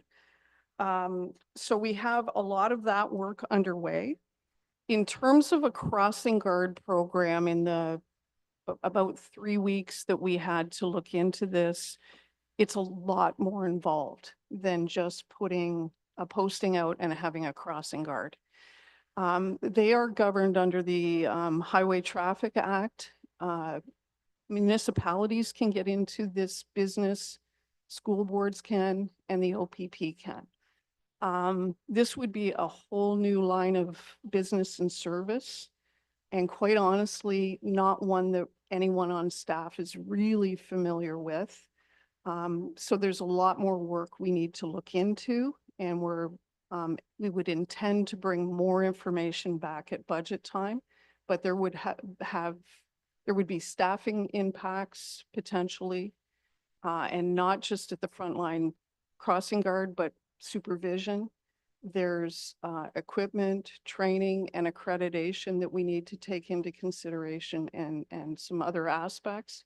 So while we did look into it, Council, we're not in a position to tell you what the resourcing impact would be, but we will continue working on that. One of the interesting things we came across is something that's called a walking school bus program. So I've seen it they're generally larger municipalities, but the notion is much like a school bus schedule. There are pickup points to help kids walk to school or students walk to school. We really don't know if that's going to work in our community, but it is something that if it intrigues council, we would be more than willing to work with our local school and some of our community stakeholders to see if it's something that we could see for Minden. The idea is to connect people and help our kids get safely to school. So with that, I think, Mr. Mayor, you gave quite an update on the work that you're doing with the school board. I am also reaching out to the Director of Education to see if we can have some conversations as well. But with that, council, what our recommendation is the things that have financial and resourcing impact, we would recommend you refer those to the budget consideration for 2025. We are making a recommendation that staff look further into a potential walking school bus program. And with that, council, we would bring another report back on further information on that. And with that, I think I'm happy to answer any questions, or if there's specifics for those who have contributed, we can do that as well. Questions? Okay, Deputy Mayor. Yeah. It's not a question, just a comment. I appreciate all that staff has done in your program you're speaking about. My only concern with the municipality, any municipality, doing these like the walking school bus program, this year it's 1.6 and 3.2. If we continue to let them get away with this, then it's going to be 2 kilometers and 4 kilometers for elementary and high school. I don't want to stop putting the pressure on the school board, because this is absolutely their responsibility. It's been their responsibility for 100 years. And I don't want the townships to take it on to make it easier for them to just get away with doing whatever the heck they want. Councilor McKelvey. I'm just going to go back to where our mayor brought up the update, and you mentioned, oh, it's a phantom download, which I agree, it's just not so much phantom anymore. It's very real. And I think, the school board is saying they got 2 calls. I can assure you that the school board trustee got more than 2 calls, because I was at least one of them, and I know a few others that did too. So We just nearly need to put the pressure on, and perhaps if they don't want to do the busing, they can do the crossing guard service, because it does come under their bailiwick as well, so it might be cheaper to do the busing. People need to really be encouraged to contact the school board and put them back on the job that they're supposed to be doing, in my opinion. Sorry, Deputy Mayor Sheldon, Councillor Singh. Sorry, I just want to add, I should have ended it with this. And not that I don't think that the township is responsible as well for our youth. I don't mean that in any way. And I think we should do everything we can to make the routes safer. I just also think that the school board needs to step up here and continue with what they've been doing, like I said, for forever. Councillor Sani. Thank you. Totally agreeing with all the other comments that have just been made. I'm questioning if the walking school bus program as an interim solution, what are the liabilities? I suggest that that would probably be led by an adult. And what are those liabilities for that adult-led community activity? Because I think we need to protect everybody in this situation. The problem being is that this is an issue that we're trying to plan, we're trying to address. At the same time, it's immediate on every morning right now. And the weather is going to be changing really rapidly now. So we need to be covering this in two ways. One is putting the accountability back where it belongs. And the other one is to make sure that we can do something in the interim without taking responsibility and without putting any more liability on any adult individuals who might be heading this type of program. So that's my concerns. Thank you. Any other questions or comments? Like I think, you said before, the most important player here is the school board. And, you know, when we talked to them, they described how, you know, in Huntsville, I think was their example of, you know, of all these children having to walk to school. But, you know, walking to school on the roads of a subdivision is a lot different than walking down Highway 118. You know, but that argument seemed to be totally lost on them. And the other thing is whether, you know, I take them at their word that people came and drove the roads, but these roads in July are a lot different than these roads in January. And, you know, and also the amount of daylight is a lot different. So please contact your school board, because they're the ones. And like I said, we've gone to the provincial government. We'll continue to go right to the Minister of Education. But, you know, the school boards are given mandates, and they apply those mandates. And so that's where we're at. Please read the resolution. If I may, Council, just hearing Council's comments, I'm just suggesting that we receive the report as information. Yep. Is Council comfortable with that? So that would be Councillor McKelvey and Deputy Mayor Shell. Okay. Moved by Councillor McKelvey, seconded by Deputy Mayor Shell, that Council receive report 2432 admin safe movement in the Minden Core as information. All those in favor? That is carried. Ms. Fitton, would you like to join us?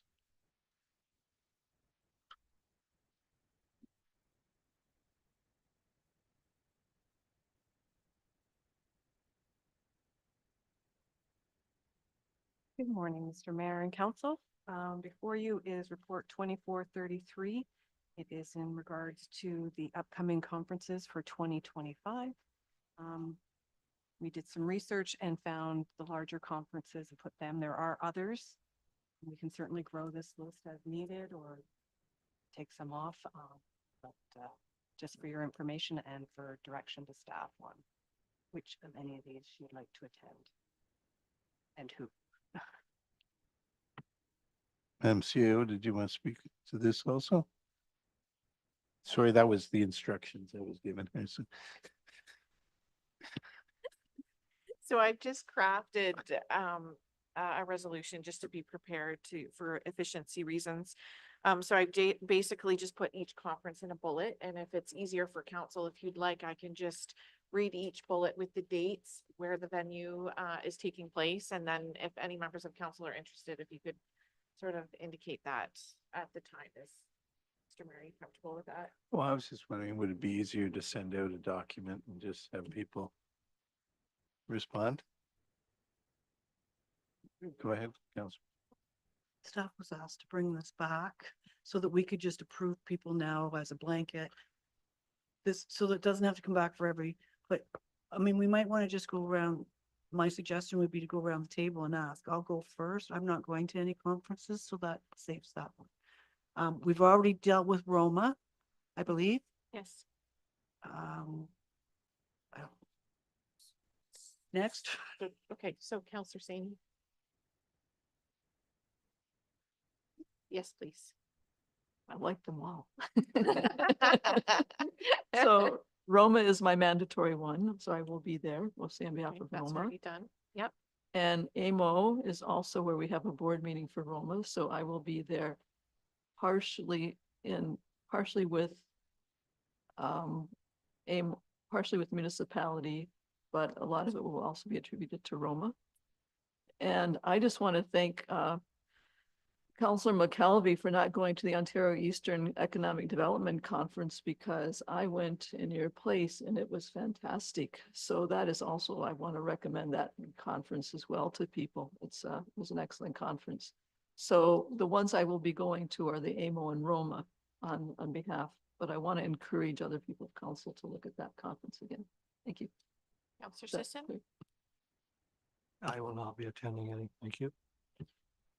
Counselor Ingram? No, not this year. Counselor Johansson? No. We already have that. It's not even included in the resolution. That's already been passed. So we're only covered for 1 year anyway, right? Okay, well, I'm just gonna put in for Roma here, and if I decide to go to AMO, I will do it through the county then, just to Okay. So spread it around. nothing Thank for you, I'm Minden good. Hills. Okay. And Mayor Carter. Yeah, I'm going to go to AMO and Roma, but one will be covered by the county. So Roma was covered by, yes, okay.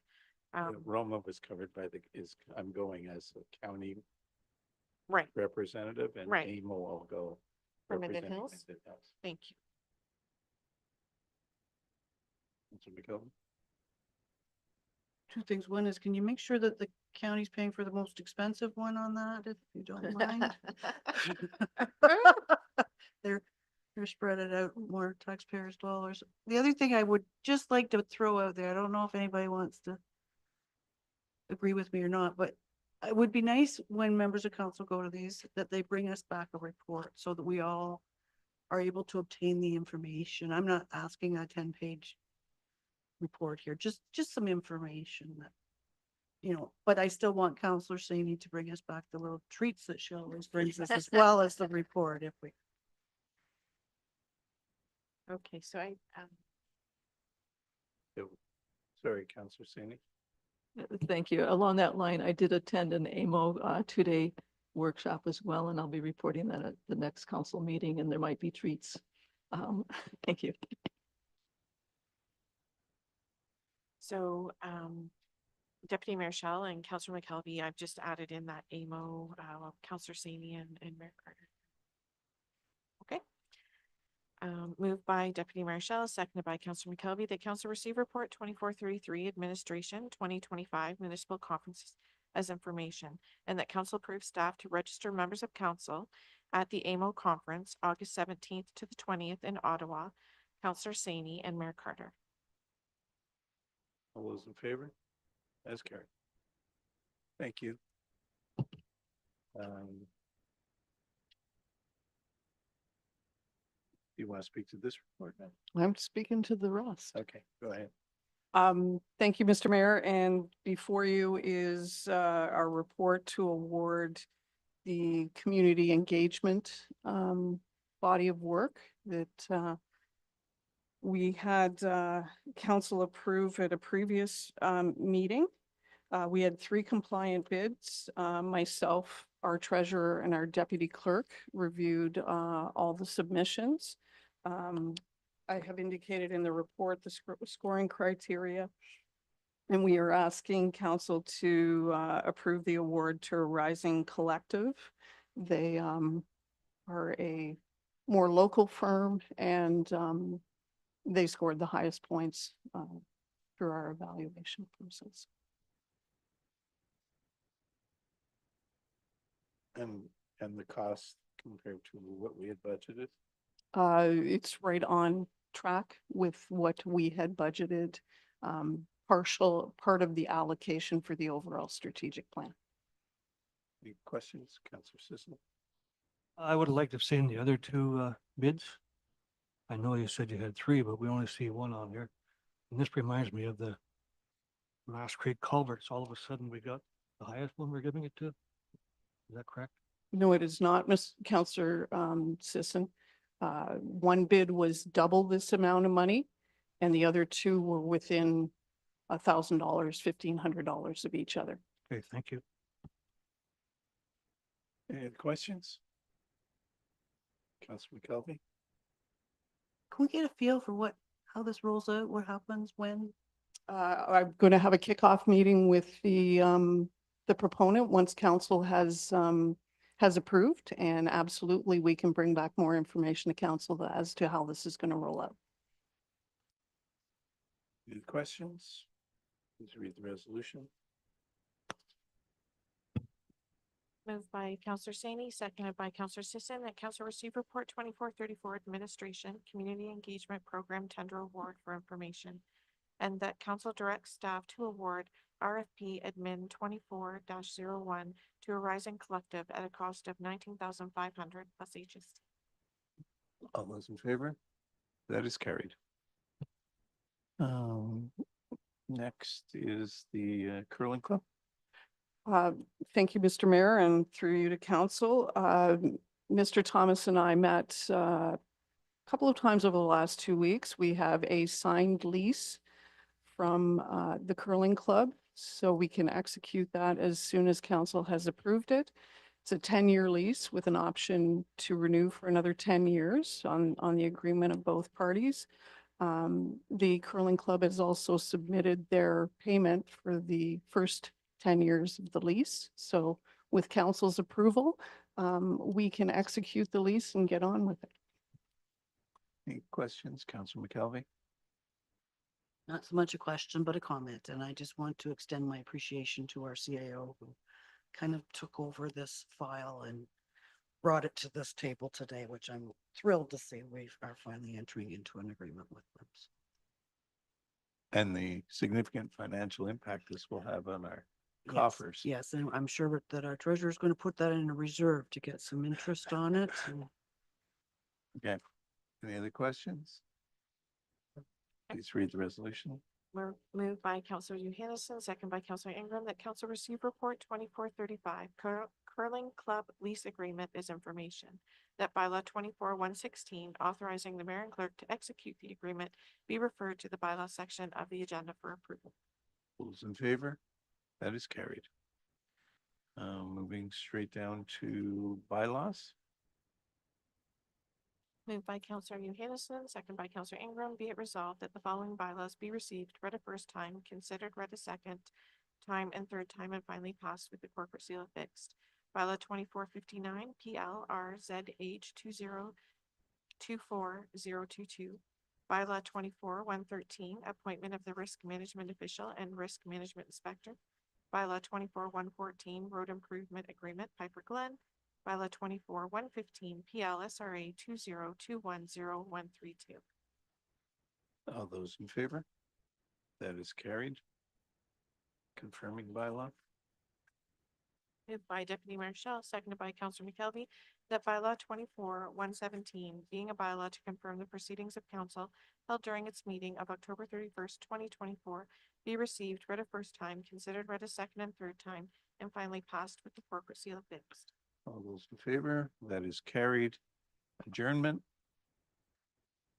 Moved by Counselor Johansson, second by Counselor Ingram, be it resolved that the October 31st, 2024 regular council meeting is hereby adjourned at 11:24 a.m.